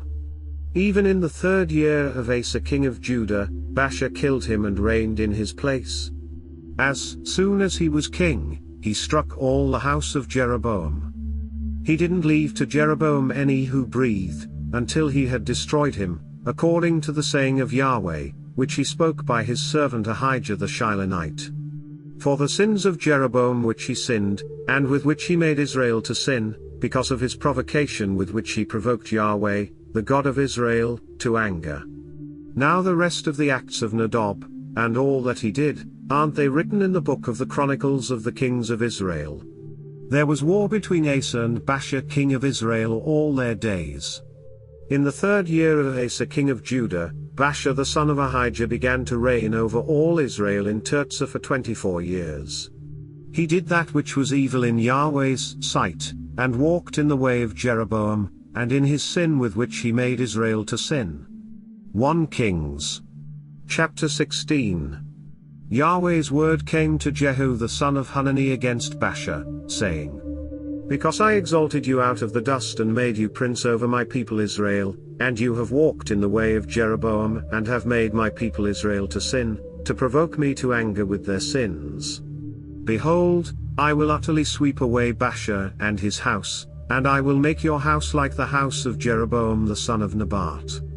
The dogs will eat Baasha's descendants who die in the city, and he who dies of his in the field, the birds of the sky will eat." Now the rest of the acts of Baasha, and what he did, and his might, aren't they written in the book of the Chronicles of the Kings of Israel? Baasha slept with his fathers, and was buried in Tirzah, and Elah his son reigned in his place. Moreover Yahweh's word came by the prophet Jehu the son of Hanani against Baasha and against his house, both because of all the evil that he did in Yahweh's sight, to provoke him to anger with the work of his hands, in being like the house of Jeroboam, and because he struck him. In the 26th year of Asa king of Judah, Elah the son of Baasha began to reign over Israel in Tirzah for 2 years. His servant Zimri, captain of half his chariots, conspired against him. Now he was in Tirzah, drinking himself drunk in the house of Asa, who was over the household in Tirzah. And Zimri went in and struck him and killed him in the 27th year of Asa king of Judah, and reigned in his place. When he began to reign, as soon as he sat on his throne, he attacked all the house of Baasha. He didn't leave him a single one who urinates on a wall among his relatives or his friends. Thus Zimri destroyed all the house of Baasha, according to Yahweh's word which he spoke against Baasha by Jehu the prophet. For all the sins of Baasha, and the sins of Elah his son, which they sinned and with which they made Israel to sin, to provoke Yahweh, the God of Israel, to anger with their vanities. Now the rest of the acts of Elah, and all that he did, aren't they written in the book of the Chronicles of the Kings of Israel? In the 27th year of Asa king of Judah, Zimri reigned 7 days in Tirzah. Now the people were encamped against Gibbethon, which belonged to the Philistines. The people who were encamped heard that Zimri had conspired, and had also killed the king. Therefore all Israel made Omri, the captain of the army, king over Israel that day in the camp. Omri went up from Gibbethon, and all Israel with him, and they besieged Tirzah. When Zimri saw that the city was taken, he went into the fortified part of the king's house and burned the king's house over him with fire, and died. For his sins which he sinned in doing that which was evil in Yahweh's sight, in walking in the way of Jeroboam, and in his sin which he did to make Israel to sin. Now the rest of the acts of Zimri, and his treason that he committed, aren't they written in the book of the Chronicles of the Kings of Israel? Then the people of Israel were divided into 2 parts, half of the people followed Tibni the son of Geneth, to make him king, and half followed Omri. But the people who followed Omri prevailed against the people who followed Tibni the son of Geneth, so Tibni died, and Omri reigned. In the 31st year of Asa king of Judah, Omri began to reign over Israel for 12 years. He reigned 6 years in Tirzah. He bought the hill Samaria of Shemer for 2 talents of silver, and he built on the hill, and called the name of the city which he built, Samaria, after the name of Shemer, the owner of the hill. Omri did that which was evil in Yahweh's sight, and dealt wickedly above all who were before him. For he walked in all the way of Jeroboam the son of Nebat, and in his sins with which he made Israel to sin, to provoke Yahweh, the God of Israel, to anger with their vanities. Now the rest of the acts of Omri which he did, and his might that he showed, aren't they written in the book of the Chronicles of the Kings of Israel? So Omri slept with his fathers, and was buried in Samaria, and Ahab his son reigned in his place. In the 38th year of Asa king of Judah, Ahab the son of Omri began to reign over Israel. Ahab the son of Omri reigned over Israel in Samaria 22 years. Ahab the son of Omri did that which was evil in Yahweh's sight above all that were before him. As if it had been a light thing for him to walk in the sins of Jeroboam the son of Nebat, he took as wife Jezebel the daughter of Ethbaal king of the Sidonians, and went and served Baal and worshipped him. He raised up an altar for Baal in the house of Baal, which he had built in Samaria. Ahab made the Asherah, and Ahab did more yet to provoke Yahweh, the God of Israel, to anger than all the kings of Israel who were before him. In his days Heel the Bethelite built Jericho. He laid its foundation with the loss of Oberon his firstborn, and set up its gates with the loss of his youngest son Segub, according to Yahweh's word, which he spoke by Joshua the son of Nun. 1 Kings. Chapter 17. Elijah the Tishbite, who was one of the settlers of Gilead, said to Ahab, As Yahweh, the God of Israel, lives, before whom I stand, there shall not be dew nor rain these years, but according to my word. Then Yahweh's word came to him, saying, Go away from here, turning eastward, and hide yourself by the brook Cherith, that is before the Jordan. You shall drink from the brook. I have commanded the ravens to feed you there. So he went and did according to Yahweh's word, for he went and lived by the brook Cherith that is before the Jordan. The ravens brought him bread and meat in the morning, and bread and meat in the evening, and he drank from the brook.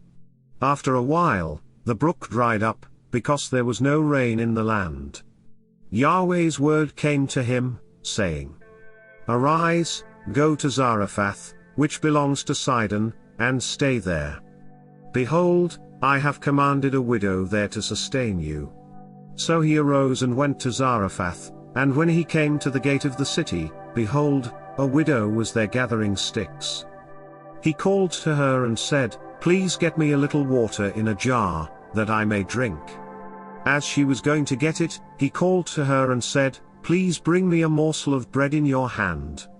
She said, "As Yahweh your God lives, I don't have anything baked, but only a handful of meal in a jar and a little oil in a jar.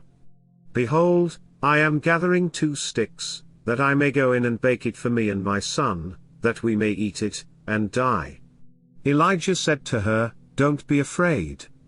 Go and do as you have said, but make me a little cake from it first, and bring it out to me, and afterward make some for you and for your son. For Yahweh, the God of Israel, says, the jar of meal will not run out, and the jar of oil will not fail, until the day that Yahweh sends rain on the earth." She went and did according to the saying of Elijah, and he, and her household ate many days. The jar of meal didn't run out and the jar of oil didn't fail, according to Yahweh's word, which he spoke by Elijah. After these things, the son of the woman, the mistress of the house, became sick, and his sickness was so severe that there was no breath left in him. She said to Elijah, "What have I to do with you, you man of God? You have come to me to bring my sin to memory, and to kill my son." He said to her, "Give me your son." He took him out of her bosom, and carried him up into the room where he stayed, and laid him on his own bed. He cried to Yahweh and said, "Yahweh my God, have you also brought evil on the widow with whom I am staying, by killing her son?" He stretched himself on the child 3 times, and cried to Yahweh and said, "Yahweh my God, please let this child's soul come into him again." Yahweh listened to the voice of Elijah, and the soul of the child came into him again, and he revived. Elijah took the child and brought him down out of the room into the house, and delivered him to his mother, and Elijah said, "Behold, your son lives." The woman said to Elijah, "Now I know that you are a man of God, and that Yahweh's word in your mouth is truth." 1 Kings chapter 18. After many days, Yahweh's word came to Elijah, in the 3rd year, saying, "Go, show yourself to Ahab, and I will send rain on the earth." Elijah went to show himself to Ahab. The famine was severe in Samaria. Ahab called Obadiah, who was over the household. Now Obadiah feared Yahweh greatly. For when Jezebel cut off Yahweh's prophets, Obadiah took 100 prophets, and hid them 50 to a cave, and fed them with bread and water. Ahab said to Obadiah, "Go through the land, to all the springs of water, and to all the brooks.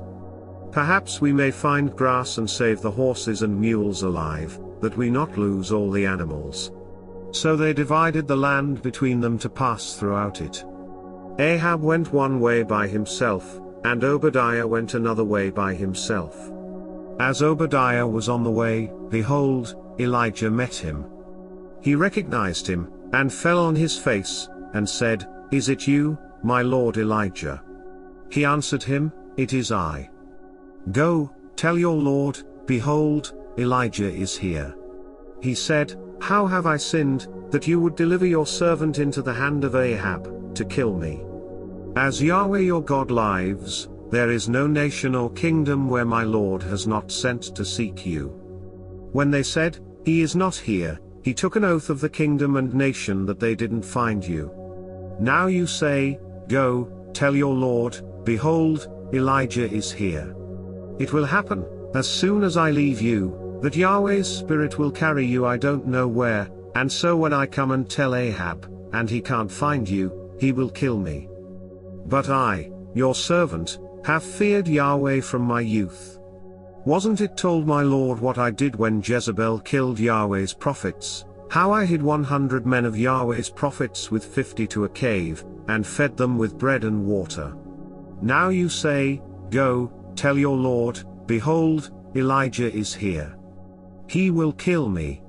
Elijah said, "As Yahweh of armies lives, before whom I stand, I will surely show myself to him today. So Obadiah went to meet Ahab, and told him, and Ahab went to meet Elijah. When Ahab saw Elijah, Ahab said to him, Is that you, you troubler of Israel? He answered, I have not troubled Israel, but you and your father's house, in that you have forsaken Yahweh's commandments and you have followed the Baals. Now therefore send, and gather to me all Israel to Mount Carmel, and 450 of the prophets of Baal, and 400 of the prophets of the Asherah, who eat at Jezebel's table. So Ahab sent to all the children of Israel, and gathered the prophets together to Mount Carmel. Elijah came near to all the people, and said, How long will you waver between the two sides? If Yahweh is God, follow him, but if Baal, then follow him. The people didn't say a word. Then Elijah said to the people, I, even I only, am left as a prophet of Yahweh, but Baal's prophets are 450 men.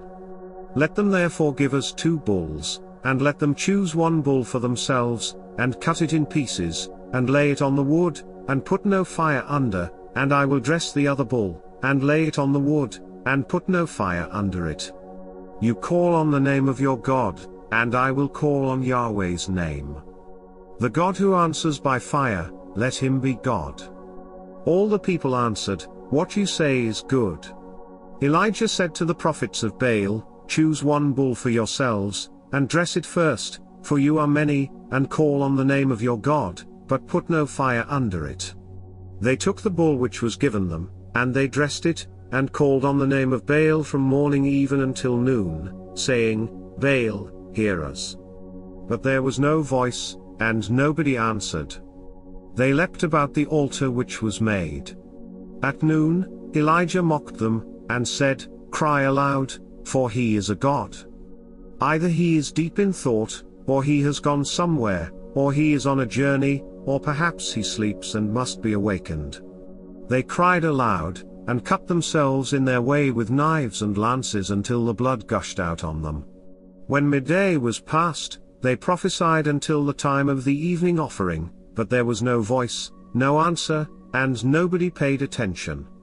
Elijah said to all the people, Come near to me, and all the people came near to him. He repaired Yahweh's altar that had been thrown down.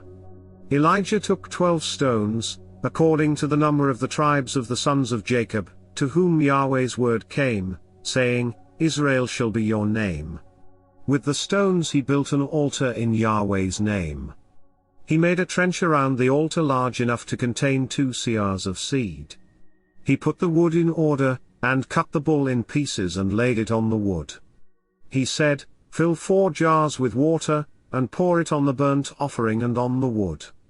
He said, Do it a 2nd time, and they did it the 2nd time. He said, Do it a 3rd time, and they did it the 3rd time. The water ran around the altar, and he also filled the trench with water. At the time of the evening offering, Elijah the prophet came near and said, Yahweh, the God of Abraham, of Isaac, and of Israel, let it be known today that you are God in Israel and that I am your servant, and that I have done all these things at your word. Hear me, Yahweh, hear me, that this people may know that you, Yahweh, are God, and that you have turned their heart back again. Then Yahweh's fire fell and consumed the burnt offering, the wood, the stones, and the dust, and it licked up the water that was in the trench. When all the people saw it, they fell on their faces. They said, Yahweh, he is God. Yahweh, he is God.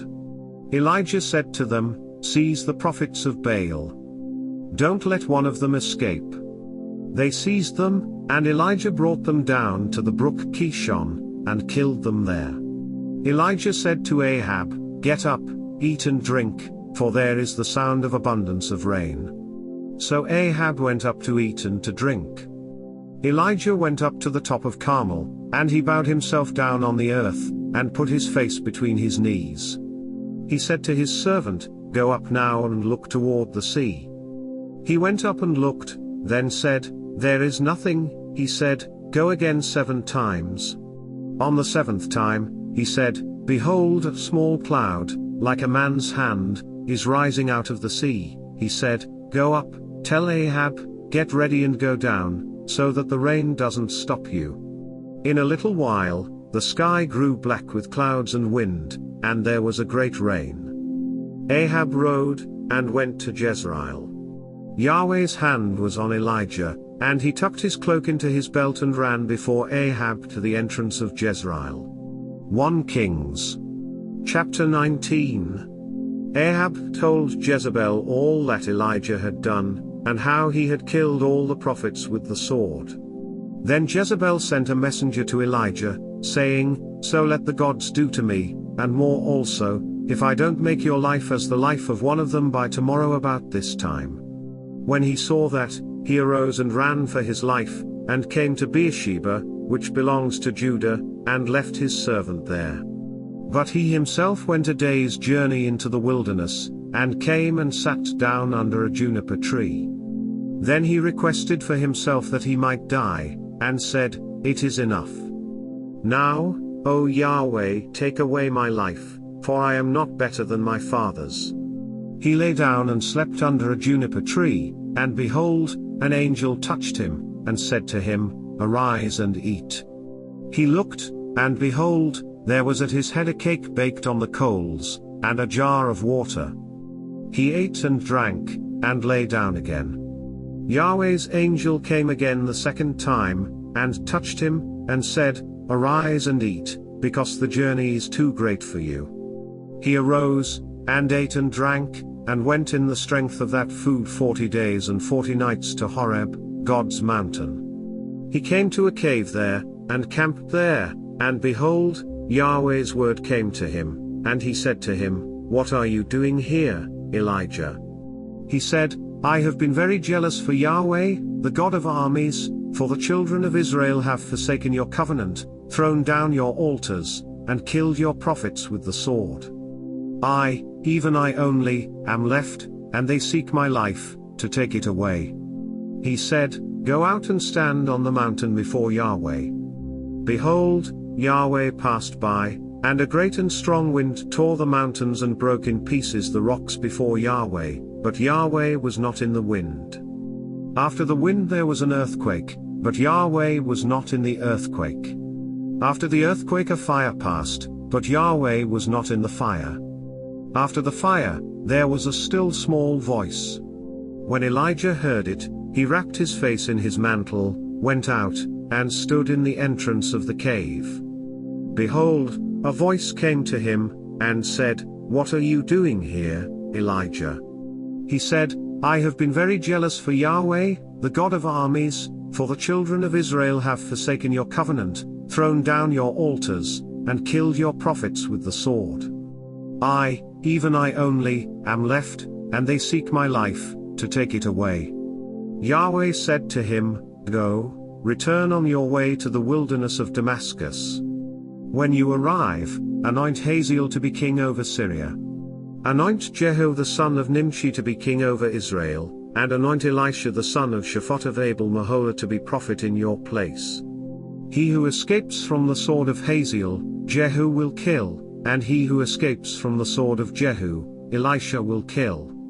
Yet I reserved 7,000 in Israel, all the knees of which have not bowed to Baal, and every mouth which has not kissed him." So he departed from there and found Elisha the son of Shaphat, who was plowing with 12 yoke of oxen before him, and he with the 12th. Elijah went over to him, and put his mantle on him. Elisha left the oxen and ran after Elijah, and said, "Let me please kiss my father and my mother, and then I will follow you." He said to him, "Go back again, for what have I done to you?" He returned from following him, and took the yoke of oxen, killed them, and boiled their meat with the oxen's equipment, and gave to the people, and they ate. Then he arose, and went after Elijah, and served him. 1 Kings. Chapter 20. Ben-Hadad the king of Syria gathered all his army together, and there were 32 kings with him, with horses and chariots. He went up and besieged Samaria, and fought against it. He sent messengers into the city to Ahab king of Israel and said to him, "Ben-Hadad says, 'Your silver and your gold are mine. your wives also and your children, even the best, are mine. The king of Israel answered, It is according to your saying, my lord, O king. I am yours, and all that I have. The messengers came again and said, Ben-Hadad says, I sent indeed to you, saying, You shall deliver me your silver, your gold, your wives, and your children. But I will send my servants to you tomorrow about this time, and they will search your house and the houses of your servants. Whatever is pleasant in your eyes, they will put it in their hand, and take it away. Then the king of Israel called all the elders of the land, and said, Please notice how this man seeks mischief, for he sent to me for my wives, and for my children, and for my silver, and for my gold, and I didn't deny him. All the elders and all the people said to him, Don't listen, and don't consent. Therefore he said to the messengers of Ben-Hadad, Tell my lord the king, all that you sent for to your servant at the first I will do, but this thing I cannot do. The messengers departed and brought him back the message. Ben-Hadad sent to him, and said, The gods do so to me, and more also, if the dust of Samaria will be enough for handfuls for all the people who follow me.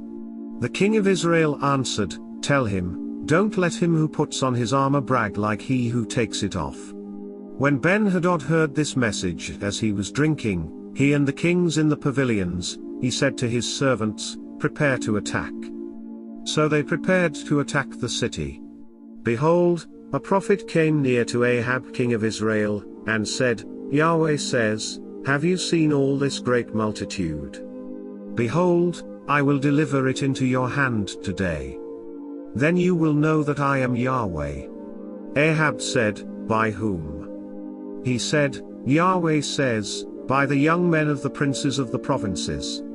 Then he said, Who shall begin the battle? He answered, You. Then he mustered the young men of the princes of the provinces, and they were 232. After them, he mustered all the people, even all the children of Israel, being 7,000. They went out at noon.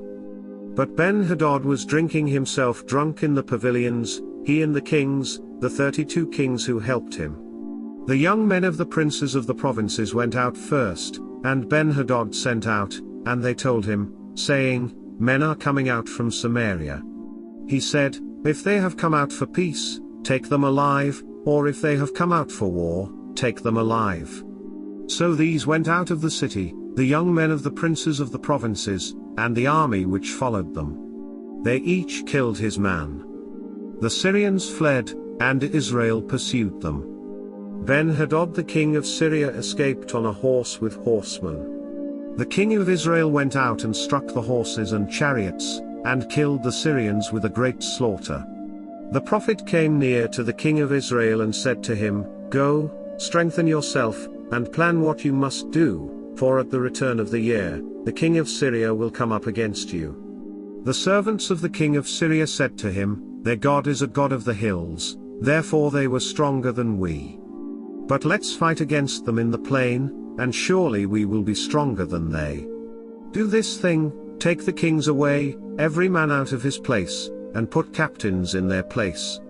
Muster an army like the army that you have lost, horse for horse and chariot for chariot. We will fight against them in the plain, and surely we will be stronger than they are. He listened to their voice and did so. At the return of the year, Ben-Hadad mustered the Syrians and went up to Aphek to fight against Israel. The children of Israel were mustered and given provisions, and went against them. The children of Israel encamped before them like two little flocks of young goats, but the Syrians filled the country.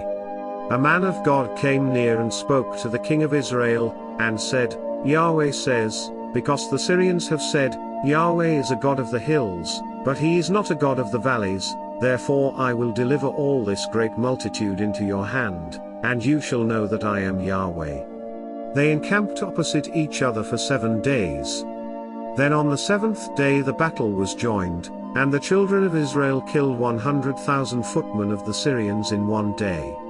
But the rest fled to Aphek, into the city, and the wall fell on 27,000 men who were left. Ben-Hadad fled and came into the city, into an inner room. His servants said to him, "See now, we have heard that the kings of the house of Israel are merciful kings.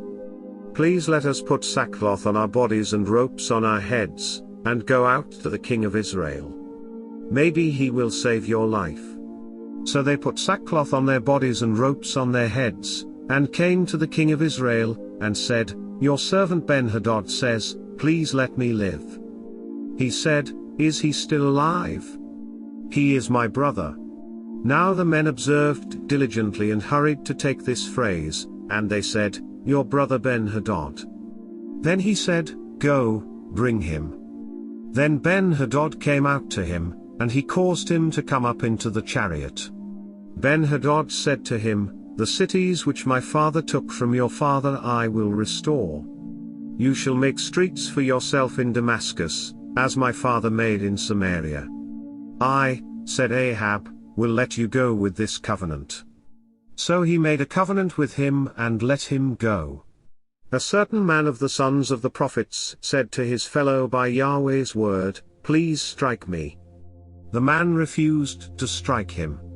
Then he said to him, "Because you have not obeyed Yahweh's voice, behold, as soon as you have departed from me, a lion will kill you." As soon as he had departed from him, a lion found him and killed him. Then he found another man, and said, "Please strike me." The man struck him and wounded him. So the prophet departed and waited for the king by the way, and disguised himself with his headband over his eyes. As the king passed by, he cried to the king, and he said, "Your servant went out into the middle of the battle, and behold, a man came over and brought a man to me, and said, 'Guard this man. If by any means he is missing, then your life shall be for his life, or else you shall pay a talent of silver.' As your servant was busy here and there, he was gone." The king of Israel said to him, "So shall your judgment be. You yourself have decided it." He hurried, and took the headband away from his eyes, and the king of Israel recognized that he was one of the prophets.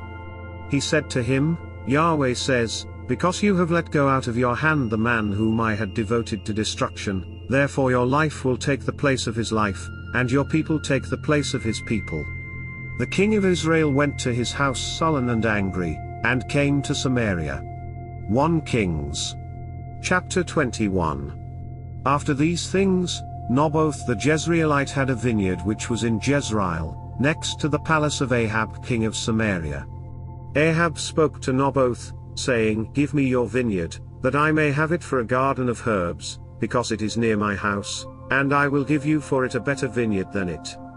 Or, if it seems good to you, I will give you its worth in money." Naboth said to Ahab, "May Yahweh forbid me, that I should give the inheritance of my fathers to you." Ahab came into his house sullen and angry because of the word which Naboth the Jezreelite had spoken to him, for he had said, "I will not give you the inheritance of my fathers." He laid himself down on his bed, and turned away his face, and would eat no bread. But Jezebel his wife came to him, and said to him, "Why is your spirit so sad that you eat no bread?" He said to her, "Because I spoke to Naboth the Jezreelite, and said to him, 'Give me your vineyard for money, or else, if it pleases you, I will give you another vineyard for it.' He answered, 'I will not give you my vineyard.' Jezebel his wife said to him, 'Do you now govern the kingdom of Israel? Arise, and eat bread, and let your heart be merry. I will give you the vineyard of Naboth the Jezreelite.' So she wrote letters in Ahab's name and sealed them with his seal, and sent the letters to the elders and to the nobles who were in his city, who lived with Naboth. She wrote in the letters, saying, 'Proclaim a fast, and set Naboth on high among the people. Set 2 men, wicked fellows, before him, and let them testify against him, saying, You cursed God and the king. Then carry him out, and stone him to death.' The men of his city, even the elders and the nobles who lived in his city, did as Jezebel had instructed them in the letters which she had written and sent to them. They proclaimed a fast, and set Naboth on high among the people. The 2 men, the wicked fellows, came in and sat before him. The wicked fellows testified against him, even against Naboth, in the presence of the people, saying, Naboth cursed God and the king. Then they carried him out of the city and stoned him to death with stones. Then they sent to Jezebel, saying, Naboth has been stoned and is dead. When Jezebel heard that Naboth had been stoned and was dead, Jezebel said to Ahab, Arise, take possession of the vineyard of Naboth the Jezreelite, which he refused to give you for money, for Naboth is not alive, but dead. When Ahab heard that Naboth was dead, Ahab rose up to go down to the vineyard of Naboth the Jezreelite, to take possession of it. Yahweh's word came to Elijah the Tishbite, saying, Arise, go down to meet Ahab king of Israel, who dwells in Samaria. Behold, he is in the vineyard of Naboth, where he has gone down to take possession of it. You shall speak to him, saying, Yahweh says, Have you killed and also taken possession? You shall speak to him, saying, Yahweh says, In the place where dogs licked the blood of Naboth, dogs will lick your blood, even yours. Ahab said to Elijah, Have you found me, my enemy? He answered, I have found you, because you have sold yourself to do that which is evil in Yahweh's sight. Behold, I will bring evil on you, and will utterly sweep you away and will cut off from Ahab everyone who urinates against a wall, and him who is shut up and him who is left at large in Israel. I will make your house like the house of Jeroboam the son of Nebat, and like the house of Baasha the son of Ahijah, for the provocation with which you have provoked me to anger, and have made Israel to sin. Yahweh also spoke of Jezebel, saying, The dogs will eat Jezebel by the rampart of Jezreel. The dogs will eat he who dies of Ahab in the city, and the birds of the sky will eat he who dies in the field. But there was no one like Ahab, who sold himself to do that which was evil in Yahweh's sight, whom Jezebel his wife stirred up. He did very abominably in following idols, according to all that the Amorites did, whom Yahweh cast out before the children of Israel. When Ahab heard those words, he tore his clothes, put sackcloth on his body, fasted, lay in sackcloth, and went about despondently.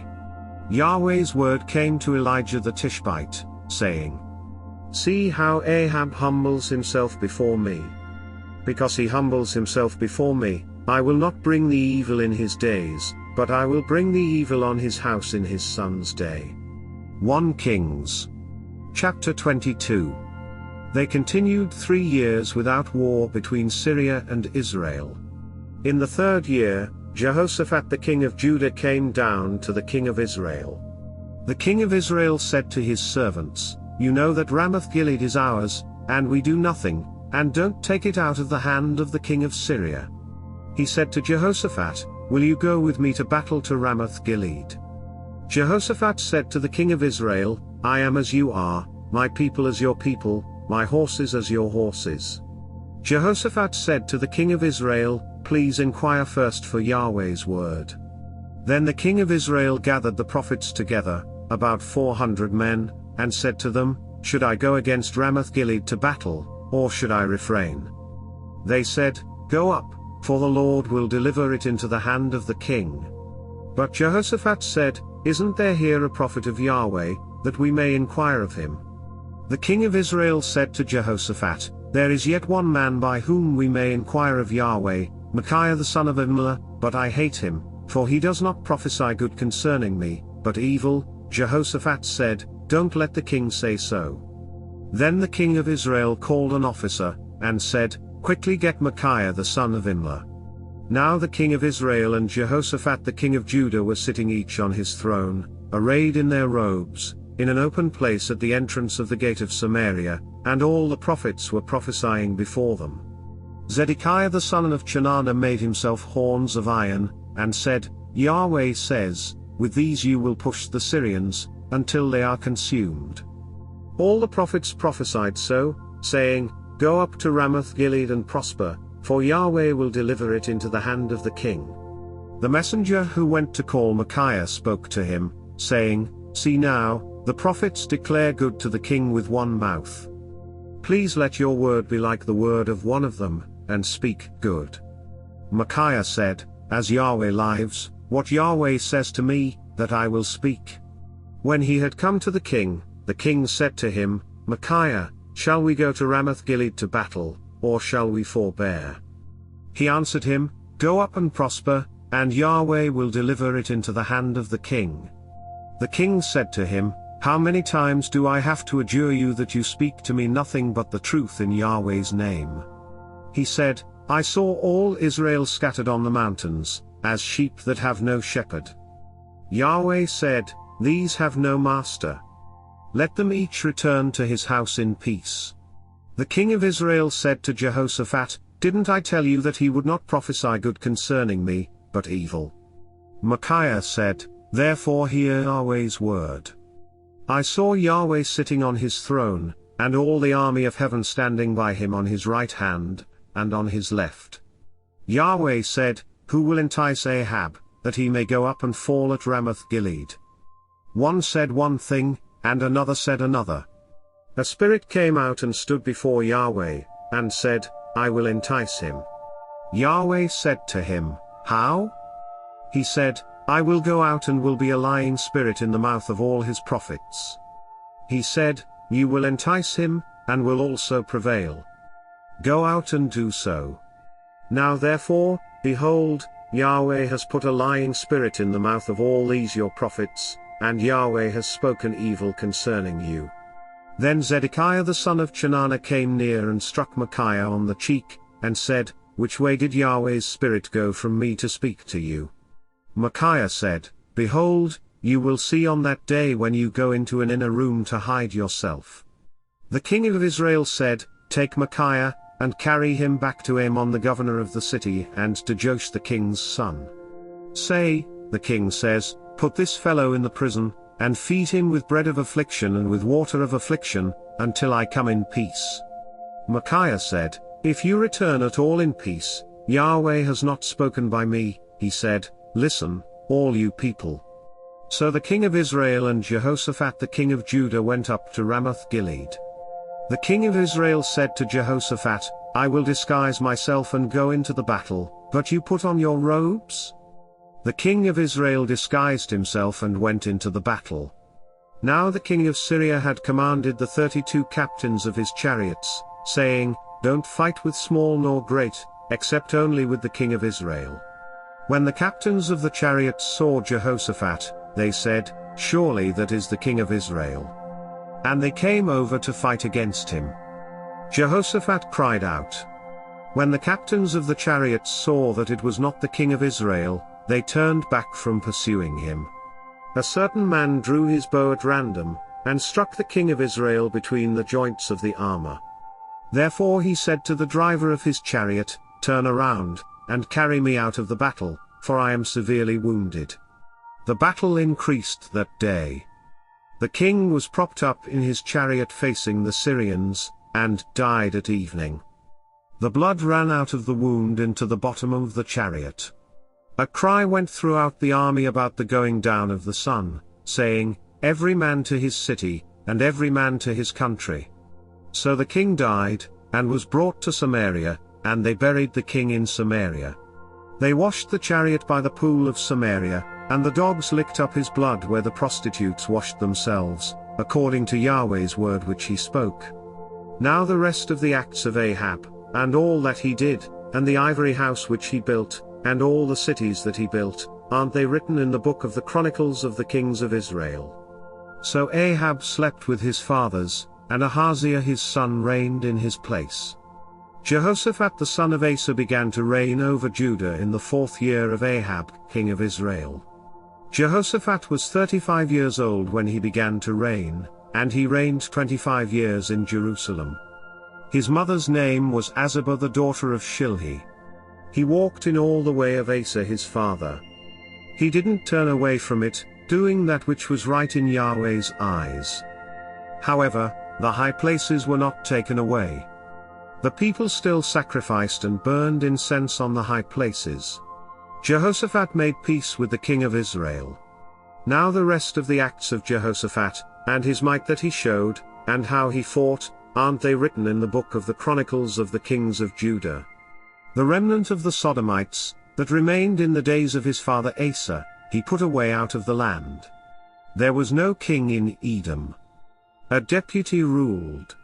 Jehoshaphat made ships of Tarshish to go to Ophir for gold, but they didn't go, for the ships wrecked at Ezion-Geber.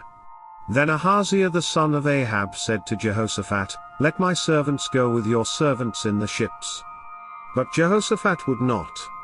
Jehoshaphat slept with his fathers, and was buried with his fathers in his father David's city.